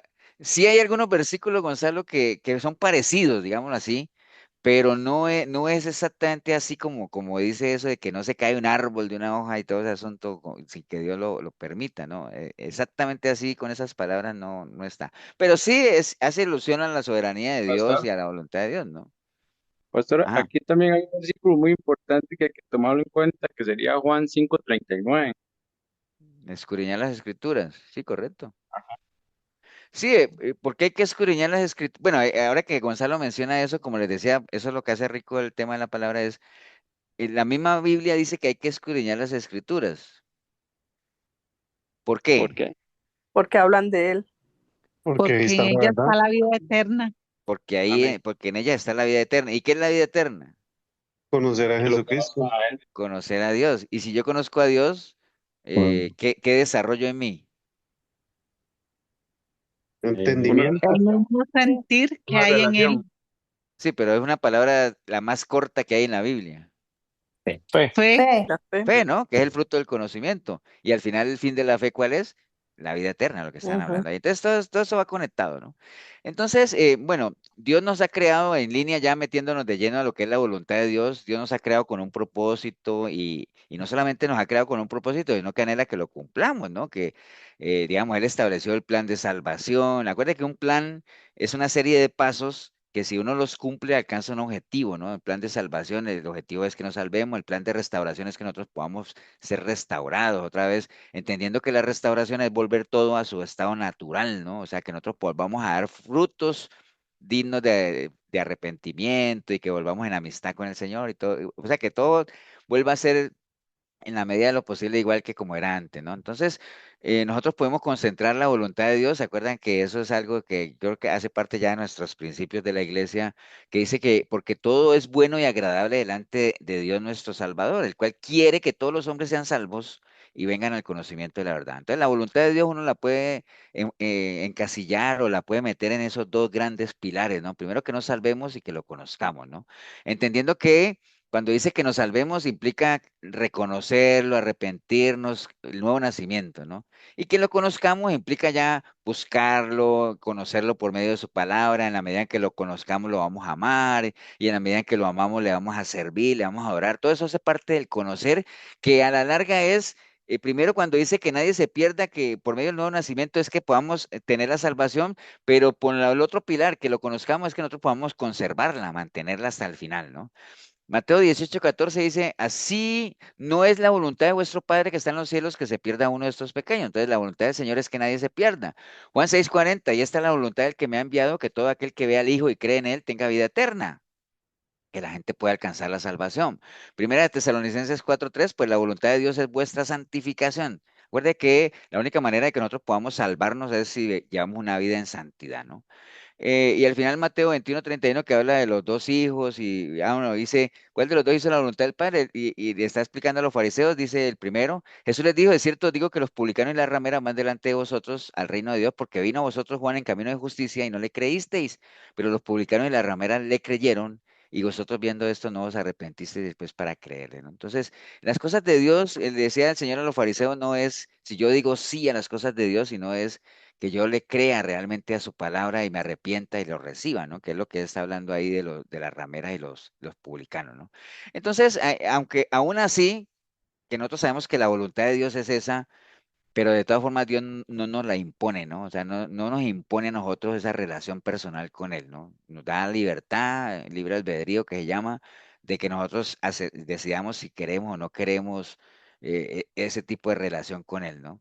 Básicamente. Efesios 2:3, por eso dice, entre los cuales también todos nosotros vivíamos en otro tiempo en los deseos de nuestra carne, haciendo la voluntad de la carne y de los pensamientos, y éramos por naturaleza hijos de la ira, lo mismo que los demás, pero Dios, que es rico en misericordia por su gran amor con que nos amó, aun estando nosotros muertos en pecado, nos dio vida juntamente con Cristo, ¿no? Entonces ahí es donde se ve básicamente lo que conocemos, vivíamos, teníamos un estilo de vida totalmente apartado de Dios, vino el Señor a morir por todos, a darnos la oportunidad de que si creemos, aquel que todo aquel que en Él crea, no se pierda más, tenga vida eterna, pero es una decisión personal. Entonces, ¿qué es hacer la voluntad de Dios? Pues es vivir conforme a lo que Él desea para nosotros. ¿Y qué es lo que Él desea para nosotros? Nuestra santificación, ya lo dijo usted. Sí, pero hay dos cosas que Él desea para nosotros. La Sí, salvación, Que lo La que vida no nos conozcamos eterna. y que perdamos, nadie que se nadie se pierda. Que pierda. no nos perdamos. Los dos pilares, acuerda que nos salvemos y que lo conozcamos. Ahí eso es lo que Él anhela. Ahora, todo lo que ustedes han dicho es cierto, Él anhela obviamente que vivamos en santidad, que lo obedezcamos, que seamos agradecidos, que nos gocemos, todo eso, pero eso hace parte de esos dos pilares, porque el primero, acuérdate, es el nuevo nacimiento y el segundo es todo ese proceso de conocerlo, servirle, caminar con Él, y ahí es donde se desarrolla todo lo demás que ya sabemos, ¿no? Entonces, una vez que recibimos a Cristo por fe, pues bueno, obviamente somos hechos hijos de Dios y de ahí en adelante comienza un caminar con Él donde hay un interés particular del Señor de mostrarnos cuál es el camino, ¿no? Por eso es que el camino tiene tantas definiciones, es un camino santo, es un camino vivo, es un camino angosto, y no solamente esas las características del camino, sino que van a tener aflicciones, un camino de dificultades, ¿no? Pero bueno. Entonces, la voluntad de Dios se puede conocer y se puede demostrar, ¿no? O sea, eso es importante. Romanos 12:2 dice, no os conforméis a este siglo, sino transformaos por medio de la renovación de vuestro entendimiento para que comprobéis cuál sea la buena voluntad de Dios agradable y perfecta, ¿no? Entonces, dice comprobar cuál es la voluntad de Dios, ¿no? Entonces, ¿Cómo podríamos nosotros estar seguros de cuál es la voluntad de Dios para nuestra vida? Bueno, básicamente, la idea es que nosotros en cada decisión que tomemos, cada cosa que decidamos hacer, que nosotros podamos determinar y saber si está en línea la voluntad de Dios. Y entonces a eso se refiere Pablo cuando habla en Romanos de que nosotros podemos comprobarlo, ¿no? Entonces, ahora, ¿qué es comprobar? Comprobar es pasar de tener la certeza, o sea, pasar de tener una suposición a tener una certeza, ¿cierto? A veces uno sospecha algo, es una suposición, pero cuando uno logra comprobarlo es que ya dejó de ser sospecha y suposición y ahora es un hecho real, ¿no? Entonces, así mismo dice Pablo ahí que nosotros en la medida en que renovemos el entendimiento de nuestra mente, vamos a poder comprobar cuál es la voluntad de Dios. O sea que ya la voluntad de Dios va a pasar de ser una suposición a ser una seguridad, ¿no? O sea, no es que nosotros creemos o nos imaginamos, suponemos cuál es la voluntad de Dios, no, ya por medio de la renovación de nuestro entendimiento podemos es comprobarla, ¿no? Cuál es y tener certeza básicamente de qué es lo que al Señor le agrada, ¿no? Ahora, Sí, pastor, porque es un hilo muy delgado, porque creemos que estamos haciendo la voluntad del Señor y es la nuestra, la de nuestro corazón, y que estamos haciendo algo bueno, que estamos haciendo algo que está dando resultado, pero resulta que es de nuestra propia humanidad, digámoslo en sí, otras por eso es palabras. que la Biblia nos dice que uno no debe ser sabio en su propia opinión, ¿no? Sino que uno debe ser sensato, digámoslo así. Pero entonces en línea lo que dice Milena es, ¿cómo puede entonces uno comprobar? Entonces es necesario que uno se haga ciertas preguntas, siempre apoyado en lo que dice el Salmo 119, que la palabra es lámpara a nuestros pies y es la que alumbra nuestro camino, ¿no? Entonces, la voluntad de Dios, ¿dónde se revela? Se revela por medio de su palabra. Ya lo demás que se salga de la palabra, más bien estaríamos cayendo en lo que dice Milena, que tal vez pueden ser anhelos de nuestro corazón, ¿no? Entonces todo tiene que ser pesado y medido en la palabra, ¿no? Lo que a Dios le agrada, lo que no le agrada, todo ha sido revelado de parte de Dios en la palabra. Ahí está lo que es permitido, lo que no es permitido, lo que nos conviene, lo que nos edifica. Entonces hay que dejar que la palabra haga su trabajo. Cuando dice que es lámpara a nuestros pies, es que nos dejemos iluminar por ella, ¿no? Entonces ahí donde vienen los filtros de cuando uno vaya a hacer algo es qué dice la palabra sobre eso, qué haría Jesús en esa situación, qué han hecho otros siervos de Dios que han pasado por situaciones como esas. ¿Será que esto le agrada a Dios, sí o no? ¿Será que el Señor iría allá a ese sitio? ¿Será que el Señor andaría con este tipo de personas? ¿Será que esta decisión agrada a Dios o no? O lo glorifica como tal, como dice ahí? Porque la voluntad de Dios, bueno, sabemos que son esos dos pilares, pero en 1 Corintios 10:31 dice, si pues coméis o bebéis o hacéis otra cosa, hacerlo todo para la gloria de Dios. Entonces, que todo lo que nosotros hagamos realmente glorifique el nombre de Dios, lo exalte como tal, ¿no? Entonces, es importante cada vez que vamos a decidir algo o a tomar una decisión o a inclusive hasta hablar algo. Por eso es que la Biblia dice que si lo que uno va a hablar no edifica, no honra a Dios, pues mejor uno quedarse callado, ¿no? Como tal, como hablamos en estos días guardar silencio, que a veces dice, es más sabio uno con eso que cualquier otra cosa, ¿no? Entonces, si lo que queremos hacer y vamos a tomar, si realmente hay gloria en el nombre de Dios con eso, preguntémonos eso, ¿no? Si esas decisiones, si las personas con las que vamos a andar, si realmente eso glorifica a Dios, sí o no. Es un buen filtro que nosotros podríamos tomar, ¿no? Por otro lado, si lo que vayamos a decir, lo que vayamos a hacer, realmente nos ayuda a nosotros a crecer en nuestra relación con el Señor. También son preguntas que uno se debería hacer, ¿no? Porque, como dice la Biblia, hay caminos que al hombre le parecen justos y derechos, pero lo que menos creen es que son caminos de muerte como tal. Entonces, no pesemos las cosas de acuerdo a lo que nosotros creemos, ¿no? Por eso habla de que no seamos sabios en nuestra propia opinión, porque de seguro hay muchas cosas que nosotros podemos estar haciendo o caminos que podamos estar transitando que a lo mejor a nosotros, en nuestra opinión, nos parece que están bien. Es que yo no le hago daño a nadie, es que esto aquí, pero no se trata de lo que nosotros digamos, sino de pesado a la luz de la palabra y en línea a la naturaleza santa de Dios y realmente eso fortalece nuestra relación con Él, ¿no? Ahí es donde hay que preocuparse o ver realmente. Acuérdate que el Señor dice, separados de mí no pueden hacer absolutamente nada, ¿no? Y el crecimiento del Señor siempre es un interés particular de Él, ¿no? Porque por eso Pablo siempre oraba a la iglesia pidiendo por el crecimiento de la iglesia Y en 1 Corintios 15:58 dice, así que hermanos míos, estad firmes y constantes, creciendo, acuérdense, firmeza, constancia, crecimiento. O sea, son los tres elementos que siempre tienen que estar ahí presentes y esa es la voluntad del Señor, que cualquier cosa que hagamos contribuya a que nosotros podamos estar cada vez más firmes en Él, que nos ayuden a estar más constantes y que nos ayuden a crecer, ¿no? Eso es lo importante. Bueno, nada más para que veamos un ejemplo de algunas características de quién hace la voluntad de Dios, ¿no? Apoyándonos en lo que leímos ahorita de Romanos 12, y que el capítulo 12 de Romanos tiene un título que habla de los deberes cristianos, ¿no? Entonces vamos a irlo leyendo y con el tiempo que nos queda. Por ejemplo, Romanos 12:1 dice, así que hermanos, os ruego por las misericordias de Dios, acuérdate que Pablo le está hablando a la iglesia de Roma. Así que hermanos, os ruego por la misericordia de Dios que presentéis vuestros cuerpos en sacrificio vivo, santo, agradable a Dios, que es vuestro culto racional, ¿no? Entonces, cuando él habla de presentar nuestros cuerpos, bueno, el cuerpo puede simbolizar nuestra vida misma, ¿no? Entonces, y nos da un consejo, que sea un sacrificio vivo. Acuérdate, cuando uno habla de sacrificio, ¿qué es lo primero que se le viene a la mente?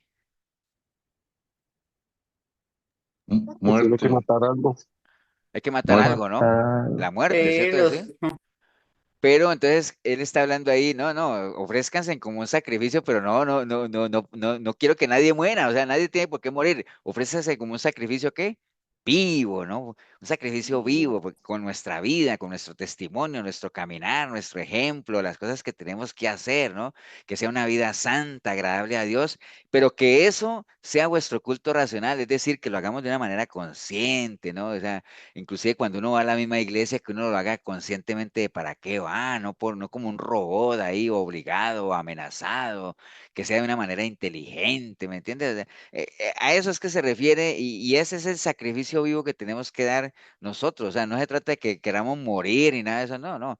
Más bien que uno puede decir, sí, ya no soy yo el que, como he ofrecido mi vida como un sacrificio vivo, ahora no soy yo, sino es que es Cristo el que vive en mí, es un sacrificio vivo, santo, agradable a Dios. Entonces, esa es una primera característica de una persona que hace la voluntad de Dios, ¿no? Después dice en el versículo 2, no os conforméis a este siglo, sino transformaos por medio de la renovación de vuestro entendimiento para que comprobéis cuál sea la buena voluntad de Dios agradable y perfecta. Entonces, va muy ligado a Efesios 4, 22, 23 y 24. Nosotros no vamos a poder comprobar cuál es la voluntad de Dios con una mente natural, ¿no? O sea, tenemos que renovar el entendimiento, hay que renovar la mente, ¿no? O sea, con la mente natural que tenemos, no, nunca vamos a saber cuál es la buena voluntad de Dios. Y les hago esta pregunta, ¿por qué si nosotros no renovamos la mente y no tenemos otra manera de pensar, es muy difícil que nosotros podamos comprobar cuál es la buena voluntad de Dios? ¿Por qué? Pues ya lo dice en Proverbios, ¿no, pastor? Que cuanto más tengamos de Cristo en nuestra mente, pues Sí, más pero ligado a lo que hemos estado hablando ahorita, y lo voy a ir llevando. ¿Dónde se Por- expresa la voluntad de Dios? en la obediencia, No, pero ¿en dónde se expresa? en la mente, en la, Palabra, nuestra vida, ¿O dónde se revela? Pues para que lo... la En la en palabra. la palabra. palabra. En la palabra, ¿cierto? En la Mm. palabra. Entonces, si la voluntad de Dios se revela en la palabra, ¿cierto? Que está aquí, entonces cualquiera no puede comprobar cuál es la voluntad de Dios, porque cualquiera no puede venir aquí y que se le revele. ¿Qué necesita uno para que se le revele la voluntad de El Dios? Espíritu Santo. Relación, El Espíritu relación. Santo, Leerla. relación, tener otro tipo de mentalidad, ¿no? Comenzar, porque yo no Ujú, puedo venir aquí con mi mente natural, la que tenía en el mundo, a ujú, leer la palabra porque no voy a entender nada, ¿no? No voy a entender. Entonces, tengo que cambiar mi manera de pensar, tengo que cambiar, comenzar a arrancar todo eso natural que yo sembré y comenzar a sembrar principios de Dios, lo que ujú, ustedes ya han oído, ¿no? Arrancar, correcto. sembrar, derribar, edificar y todo eso. Renovar el entendimiento, ¿para qué? Para que con una mente renovada y todo eso yo pueda, por medio de la palabra, que es donde se revela la voluntad de Dios, poder comprobarla. Es decir, que ya no sea de oídas, como decía Job, sino que yo lo pueda comprobar, que sea un hecho. Porque, ¿en qué momento la compruebo? En el momento en que el Espíritu Santo de Dios me da testimonio a mí de que eso que estoy leyendo es verdad, ¿no? Entonces ya no es una suposición, ya no es, yo creo que sí, me parece, no, no, no, es una pastor, realidad, ¿no? Sí. pastor, pues digamos, los mandamientos de Dios son una protección para nosotros, no que lo veamos como una prohibición. Desde que Ujú, lo veamos desde ese punto de vista, Yo creo que ya es como una revelación, ¿no? Y ya uno sabe que eso es para bienestar de la persona y no porque nos esté obligando Dios a hacer cosas, sino porque eso es por el bienestar de nuestro espíritu, de nuestra alma y para estar alineados con Él Sí, y bien nosotros, o sea, no tomarlo como una carga, sino como algo beneficioso para nosotros. es como las leyes, ¿no, Lady? O sea, uno no debería ver las leyes como castigos, ¿no? Sino como sirven para protegerlo a uno. Y en la medida en que uno no infrinja las leyes, pues uno no tiene problema con las leyes, ¿no? Las leyes son para los que las violan. Entonces, no hay nada más positivo para el hombre que qué. A ver si se acuerdan de esa frase. ¿Qué es lo más positivo para el hombre? pero no de No, Dios. no de Dios. Los no de Dios. Entonces, cuando la Biblia dice no hagas esto, no hagas acá, no hay nada más positivo para el ser humano, obviamente para los hijos de Dios, que esos no, ¿no? Que los mandamientos, como decía Lady ahorita, porque uno no los ve como algo negativo, como algo que a veces la gente que no tiene su relación con Dios, eso es lo que le impide a veces venir a los pies de Cristo porque ven la palabra o ven el caminar cristiano como un caminar de restricciones, de limitaciones, que no pueden hacer nada, no se puede, no se puede, no se puede. Y hay algunas iglesias inclusive que abusan de eso, ¿no? Y a veces, por ejemplo, hay pastores que tienen o han tenido una mala experiencia y, por ejemplo, les voy a poner un ejemplo que pues, me puedo acordar yo de ahí, de algo que alguna vez escuché que me pareció interesante que por ejemplo, supongan un pastor que de joven o algo así le prohibían ir al cine, por ejemplo, porque acuérdate que la otra vez decían que no podían ir al cine y todo eso. Entonces, ya como así, como eso fue lo que lo castigaron a él, entonces viene y enseña en la iglesia que el cine, que es malo, y entonces comienza a hacer una cantidad de prohibiciones a la gente. Pero eso la Biblia no dice nada de eso, ¿no? ¿Me entiendes? Entonces, eso no tiene nada que ver con los no de Dios, que aunque la persona dice, es que así dice Dios, es malo ir al cine. No, no, no, eso no tiene nada que ver. Por eso es que hay que empezar todo con la palabra. Pero cuando uno sabe que es un no de Dios, que realmente está en la palabra, pues uno no lo va a ver como un castigo ni nada de eso, sino que uno sabe que es como una protección, como una barrera ahí para tenerlo a uno bajo el abrigo del Señor, ¿no? Pero sí, sí es cierto, Lady. Ok, bueno, entonces, Pastor, sí, señor. vea, bueno, ahí con ese versículo, creo que el 12:2, que, bueno, mi pregunta sería, que en la medida en que uno más vaya renovando vuestro entendimiento, más va a ir comprobando la voluntad de Dios. ¿Se puede entender así? Correcto, correcto, Sí. así es, sí. Ah, bueno. Entendiendo que comprobar es lo que hablamos ahora, ¿no? Comprobar es cuando uno ya tiene certeza de algo, ¿no? No es que me parece, eh, no sé, tengo la sospecha, no, comprobar es cuando uno tiene certeza de algo. Entonces, por eso es la definición de fe. En la medida en que uno vaya más renueve la mente y uno meta más principios e información de Dios en la mente de uno, pues uno va fortaleciendo su fe, ¿cierto? De sí. Y en la medida en que uno fortalezca la fe, entendiendo que la fe que es la certeza, ¿no? De lo que me espera. Ya lo que me espera no es algo que yo me imagine, ¿no? Yo tengo certeza. ¿Por qué? Porque he alimentado mi fe y la voluntad del Señor se ha revelado por medio de su palabra, ¿no? Ok, bueno, entonces tenemos que renovar la mente. Y esa es una señal de alguien que hace la voluntad de Dios, o sea, en la medida en que, como dice Davis, que uno entre en el proceso, ¿no? De transformar, y renovar el entendimiento. Eso es parte de alguien que quiere. Hacer la voluntad de Dios es entrar en el proceso del cristianismo que implica todo esto de renovar y cambiar la manera de pensar y que si tu ojo te es ocasión de caer, sácatelo, porque es mejor entrar tuerto. Entonces, ¿qué quiere decir eso? No es quitarse el ojo, sino cambiar la manera de mirar, cambiar la manera de pensar, cambiar la manera de hablar, que se haga visible en nosotros un verdadero proceso de conversión, ¿no? Eso es parte de hacer la voluntad de Dios. Después viene el versículo 3, dice, digo pues por la gracia que me es dada a cada cual que está entre vosotros, que no tenga más alto concepto de sí que el que debe tener, sino que piense de sí con cordura, conforme a la medida de fe que Dios repartió a cada uno. Muy ligado a lo que hemos estado hablando, ¿no? Cuando habla de cordura, acuérdate que la cordura ¿qué es pensar con buen juicio, ¿no? Es tener cierta sensatez. Entonces lo que está diciendo es en la medida en que cada uno de nosotros porque eso viene enseguidilla, ¿no? Y en la medida en que nosotros renovemos la mente y cambiamos eso, pues vamos a tener cierta cordura, ¿no? Y que en ningún momento tengamos un concepto desmedido de cada uno, sino que cada uno actúe conforme a la medida de la fe que Dios repartió, ¿no? Pues ahí habla de que Dios repartió en cada uno porque pues obviamente cada uno tendrá su medida de fe conforme a lo que cada uno quiera, ¿no? O sea, mi fe va a ser tan grande como yo quiera que sea, en la medida en que yo entre en una relación mucho más intensa con el Señor. Mi fe va a ser pequeña si es que mi relación es muy ligera, ¿no? Como tal. Pero una señal de que estamos haciendo la voluntad de Dios es que nosotros actuemos y pensemos con cordura conforme a la medida de fe que cada uno tiene. Uno no le va a pedir peras al olmos, como dice por ahí un dicho, si una persona está recién venida a los pies de Cristo y todo eso, como exigirle lo mismo como alguien que lleva ya 10, 15, 20 años, porque tienen diferente medida de fe, ¿no? Entonces, por eso cada uno tenga no tenga una idea más arriba de lo que debería tener, ¿no? Entonces es parte de hacer la voluntad del Señor. Versículo 6 8 dice, de manera que teniendo diferentes dones, según la gracia que os es dada, si el de profecía, úsese conforme a la medida de la fe. Cuando habla de profecía, úsese conforme a la medida de la fe, entendiendo que profecía es predicar la palabra, ¿no?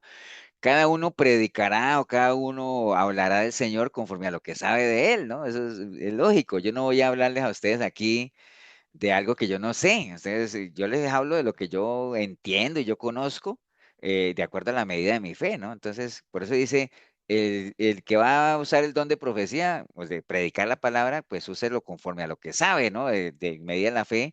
Y si es de servicio, pues en servir. Y si es el que enseña, pues que enseña. Y el que exhorta, pues que exhorte. Y el que bueno, cada uno use sus dones, ¿no? Acuérdense que los dones son habilidades especiales que Dios nos da para edificación de la iglesia, ¿no? Entonces, y es el Espíritu Santo el que lo reparte. Entonces, una manera de hacer la voluntad de Dios es que cada uno desarrolle sus dones, porque nos los ha dado el Señor, y no solamente que los desarrolle, sino que los ponga al servicio de la iglesia, es parte también del hacer la voluntad de Dios. Si ustedes ven todo lo que hemos hablado de hacer la voluntad de Dios, es un constante ¿qué?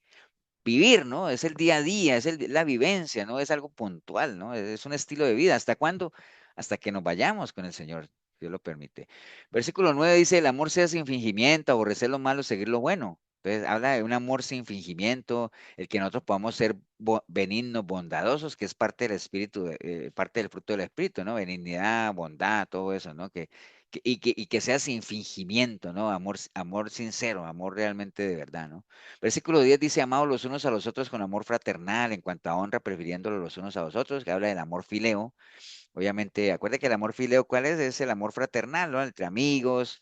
Y cuando nos habla de eso, bueno, cuando nos habla de eso, básicamente es ese cariño que hay entre hermanos, ¿no? Como tal, hay otro tipo de amor, que está el amor eros y el amor ágape de Dios, pero digamos que entre nosotros, como tal, en relación de unos con otros, que nos amemos con ese amor fraternal y en cuanto a la honra, prefiriéndolos los unos a los otros, básicamente, que no tengamos problema en honrar. Después viene el versículo 11 al 16.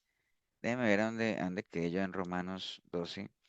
Del versículo 11 al 16 ya comienza a hablar de algunas recomendaciones que estamos llamados nosotros a cumplir, ¿no? Porque habla de que lo que requiere diligencia no seamos perezosos, seamos fervientes en espíritu, sirviendo al Señor, gozosos en la esperanza, compartiendo las necesidades de los santos, bendecir a los que os persiguen, gozados con los que se gozan y que seamos unánimes entre nosotros, no altivos, sino asociándonos con los humildes.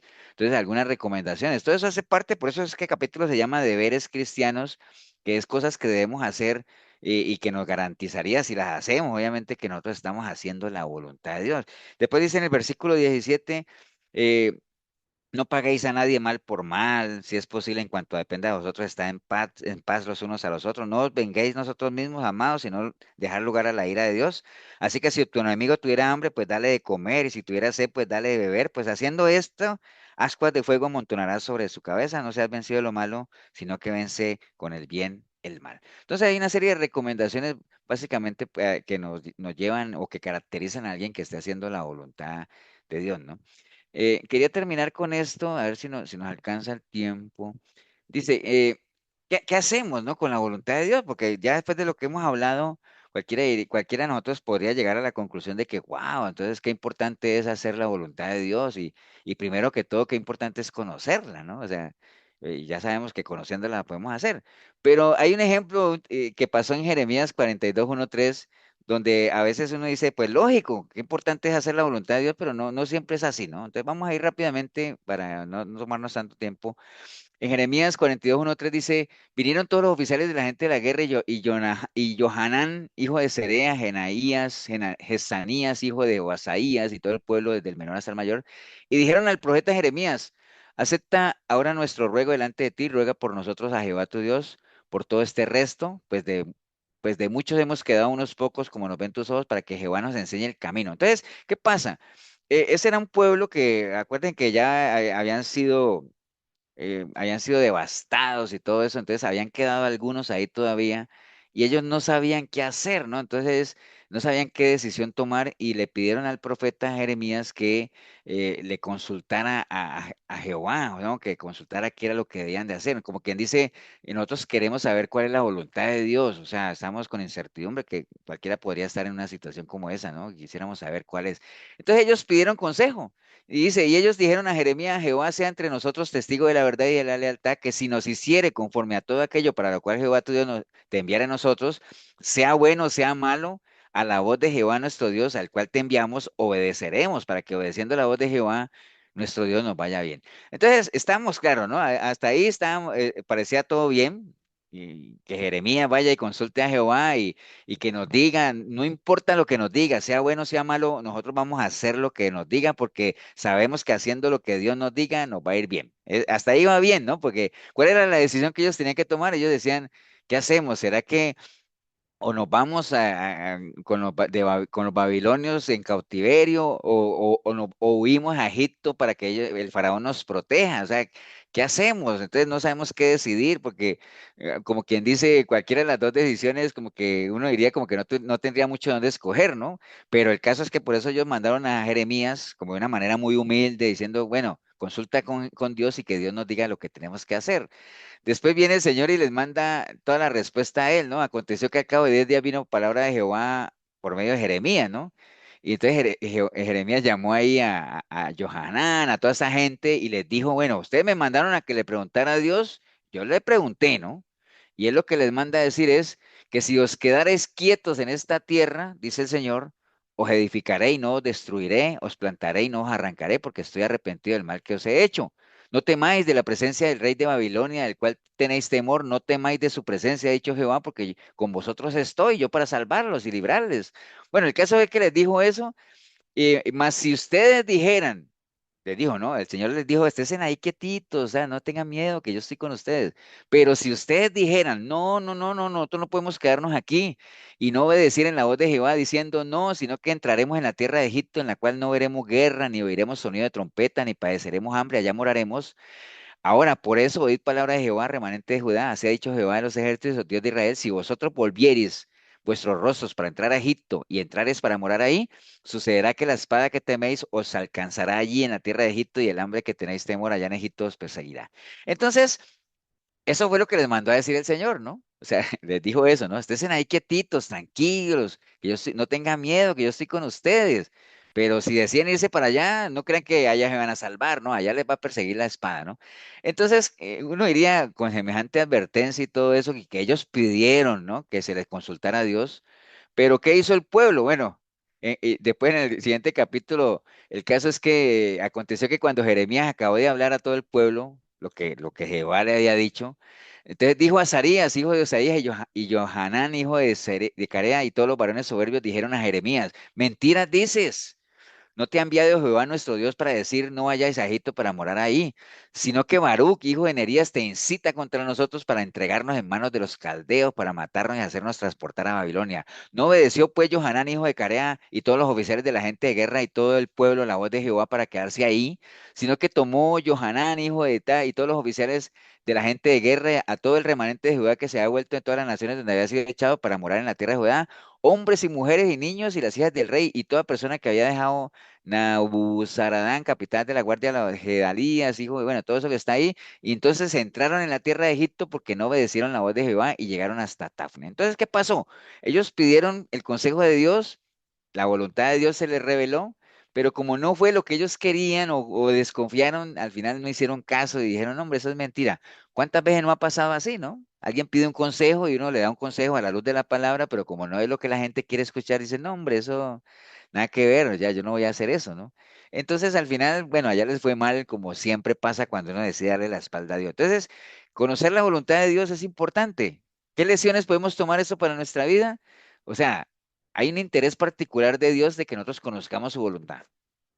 Pero no solamente que la conozcamos, sino que la obedezcamos, porque ¿de qué sirve conocerla si no se obedece, ¿no? O sea, entonces ahí es donde está lo importante. El Señor no tiene problema, la revela por medio de su palabra, ha usado siervos, utiliza personas. Bueno, Dios nos habla por todo lado, ¿no? Y entre más usted, como decía Davis ahora, entre más uno renueve el entendimiento, entre más uno le sea revelada la palabra, más canales usa Dios para hablarle a uno, ¿no?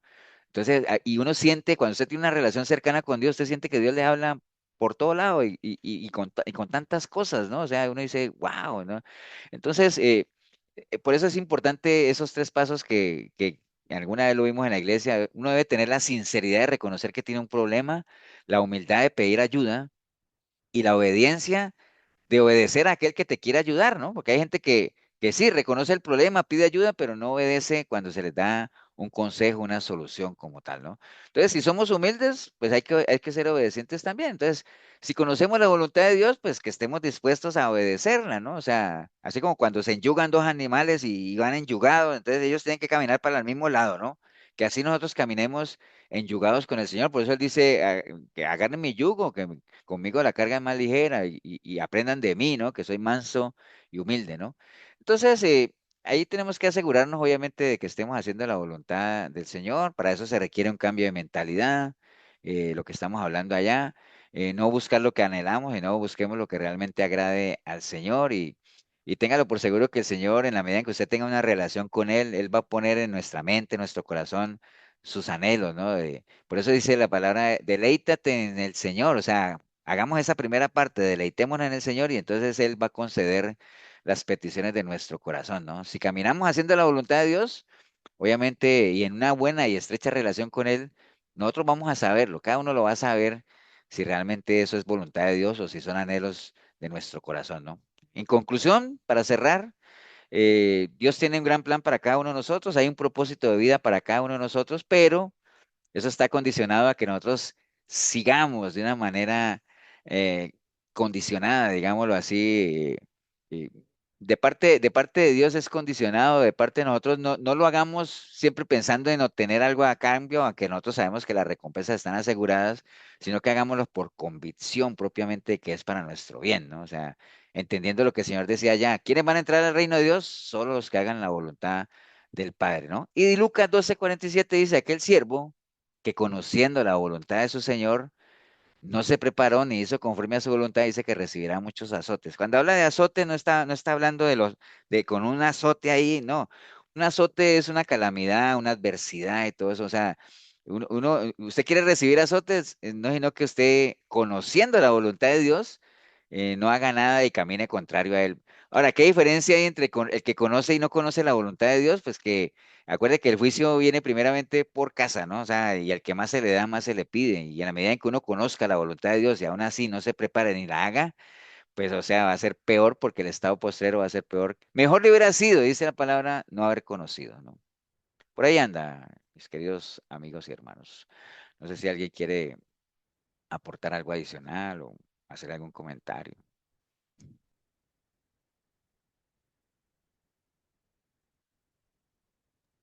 Pastor, yo quería hacer una pregunta.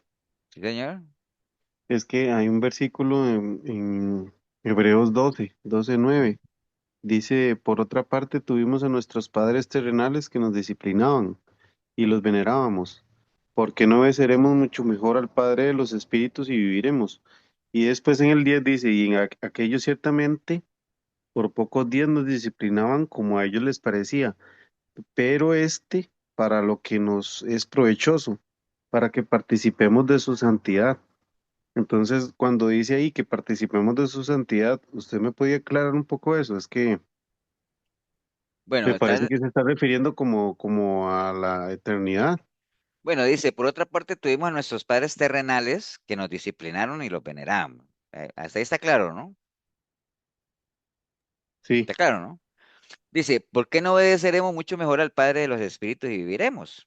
Bueno, pues obviamente, está hablando de la parte espiritual, ¿no?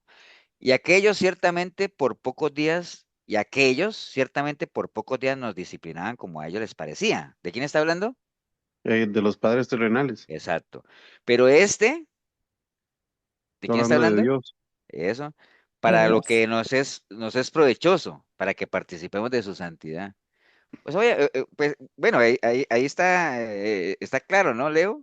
Está haciendo el paralelo entre nuestros padres, digamos, terrenales y Dios mismo, ¿no? Que ellos nos disciplinaban y los venerábamos, pero dice que como a ellos les parecía, o como ellos sabían. Pero ¿para qué, digamos, nos disciplina Dios? Básicamente para lo que realmente nos interesa, que es la parte de la eternidad como tal. Y para nosotros disfrutar de la eternidad, ¿qué necesitamos? O sea, ¿qué necesitamos nosotros para alcanzar la salvación a la vida eterna? Santidad. Santidad. Entonces, por eso, ¿para qué es? Eso es lo verdaderamente provechoso. O sea, o sea, nuestro Señor o Dios básicamente para eso es que nos disciplina, entendiendo que la disciplina no es castigo, sino formación, guía, digamos, guiarnos como tal. ¿Para qué? Para que nosotros podamos participar de su santidad. Es decir, si no entramos nosotros en la disciplina de Dios, no vamos a poder ser partícipes de su santidad. O sea, no lo vamos a poder hacer. O sea, ¿por qué? Porque ¿quién es el que se disciplina o digamos en alguien? ¿Ustedes por qué están aquí en este discipulado? O sea, ¿por qué decidieron discipularse? ¿Por qué? Nos estamos disciplinando Porque es una decisión, ¿no? O sea, cada uno, también. ustedes decidieron estar aquí precisamente ¿por qué? Porque algo buscan. O sea, nadie, ni ustedes ni yo estamos aquí porque no tenemos, por matar el tiempo, no. Vamos en pos de algo. Queremos ¿qué cosa? Queremos fortalecernos y caminar cada vez más en santidad, digamos, fortalecer Aprender. nuestra santidad, nuestro caminar, fortalecernos en la fe. Entonces, lo que él Sí, está diciendo ahí básicamente hace el paralelo entre nuestros padres terrenales y Dios donde dice, si le hacíamos caso a ellos, ¿cómo no le vamos a hacer caso a Dios, básicamente, que nos está disciplinando para algo más provechoso? Y es que nosotros podamos vivir una vida santa en santidad, ¿no? Entendiendo y sabiendo a priori qué es lo que nos espera, ¿no? Y aquí dice, es verdad que ninguna disciplina al presente parece ser causa de gozo, sino de tristeza, ¿no? Eso es lo que Pastor, cuando pero uno es habla que de disciplina, a mí me ajá, parece que, digamos, que se está refiriendo más a la eternidad, digamos. O sea, con lo que decía Ley de ahora, digamos, de que Dios nos... Es que como que cuando dijimos que los no de Dios eran positivos para nosotros, entonces Lady dijo que muchas cosas las hacía Dios para nuestro provecho. sí. Pero veo yo ahí en ese versículo que lo hace como para para lo eterno, más que todo. Pero ¿en qué te basas tú para decir que lo hace para lo eterno?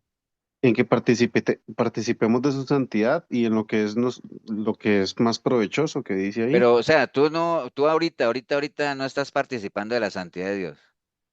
¿Sí? Entonces, ¿por qué dices que para lo eterno? O sea, acuérdate que la eternidad no, como alguna vez enseñamos en la iglesia, la vida eterna, uno siempre se la imagina que es allá, ya cuando nos muramos, no. Pablo le dijo a Timoteo, echa mano de la vida eterna. Ahorita ya, o sea, la tenemos ahí, hay que echar mano de ella, ¿no? La Entonces, tenemos en los frutos, participar pastor. de la santidad de Dios, no tenemos que esperar a morirnos y estar allá en la Nueva Jerusalén y las calles de oro para participar de la santidad de Dios. Esa es una continuación de una participación eterna de la santidad de Dios, pero ahorita que estamos viviendo, nosotros podemos participar de la santidad. Es más, dice la Biblia que Él nos hace partícipes de su naturaleza santa y no solamente eso, Él les dice, hey, hey, sean santos como yo soy santo. ¿Cuándo? Ahorita, ya, no, no es como en la católica que para que alguien sea santo se tiene que morir, no. Pablo le escribía a la iglesia y le decía, le escribo a los santos de Éfeso, a los santos de allá, a los santos. ¿Y quién es un santo? El que camina en Pastor, santidad. Sí, señora. de hecho, Él nos pide que vivamos en santidad. Sí, sí, y dice y porque ahora en algún momento dice que en la medida en que uno haga ciertas cosas va a recibir como fruto, ¿qué cosa? La santificación. Y nos dice Para varias la veces, paz, santifiquemos a la Dios en nuestra tranquilidad. mente. Entonces, no veo en ningún lado, Leo, que diga ahí que es para la eternidad. De hecho, más bien dice aquí Acuérdate que nosotros teníamos una pasada manera de vivir y ahorita tenemos una nueva vida en Cristo. ¿Estamos claros, no? Entonces, cuando él habla de la pasada manera de vivir, dice que, no, que aquellos que está hablando de nuestros padres terrenales, porque la disciplina que recibimos de ellos hace parte de nuestra pasada vida de vivir, y dice que ellos nos disciplinaban. O sea, ¿está hablando en qué tiempo?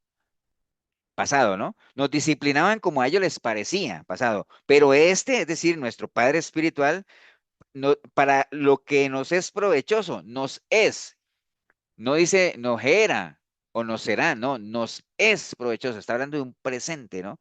Nos disciplina para lo que nos es provechoso. ¿Y qué es lo que nos es provechoso? Dice que participemos de su santidad, o sea, está hablando de presente, ¿no?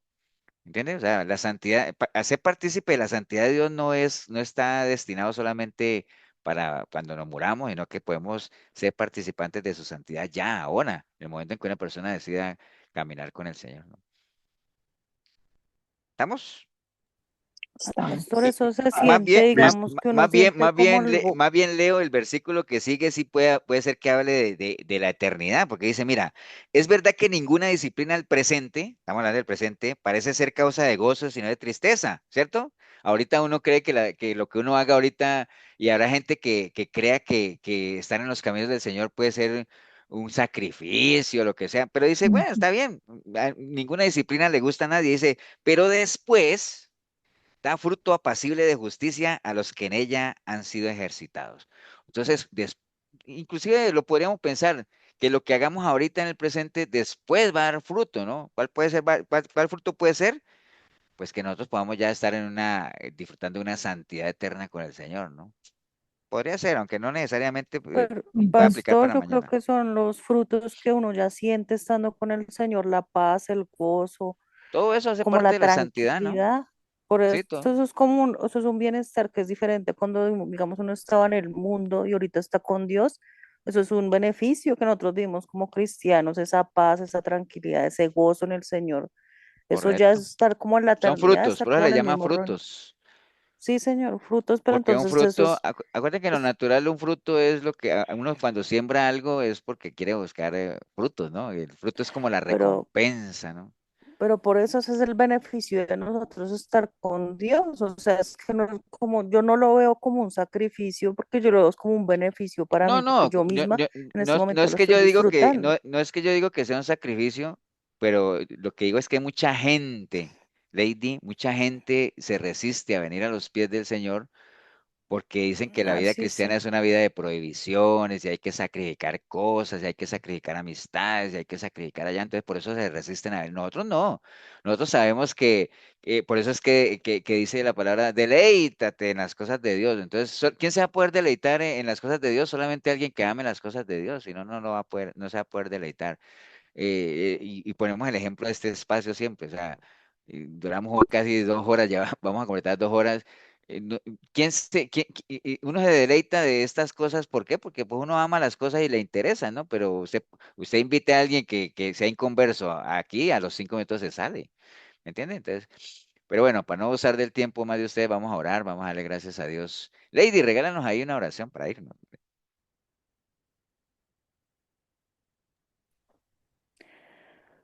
Em, Buenas noches. Gracias, Señor, por este tiempo de edificación que nos regalas. Gracias por la vida de los pastores, de los hermanos que nos están acompañando en este tiempo. Te pedimos, Señor, que nos ayudes a alinear nuestra vida con tus tiempos, a entender la voluntad que tienes, que es para bienestar de nosotros, a seguir tu camino, a conocerte más. Te entregamos, Señor, esta noche, esta semana que queda para que seas tú tomando el control de nuestras vidas y te damos gracias por estar en ella. Gracias, Señor, por la vida del pastor, por el entendimiento que tiene, por la vida de ellos, de él y su esposa, que toman este tiempo para ayudarnos a escudriñar la palabra y a conocerte más, Señor. Te damos gracias. eh, y bueno, y que pasemos buena noche y buena semana. En el nombre de Cristo Jesús. Amén. Amén. Amén, amén, amén.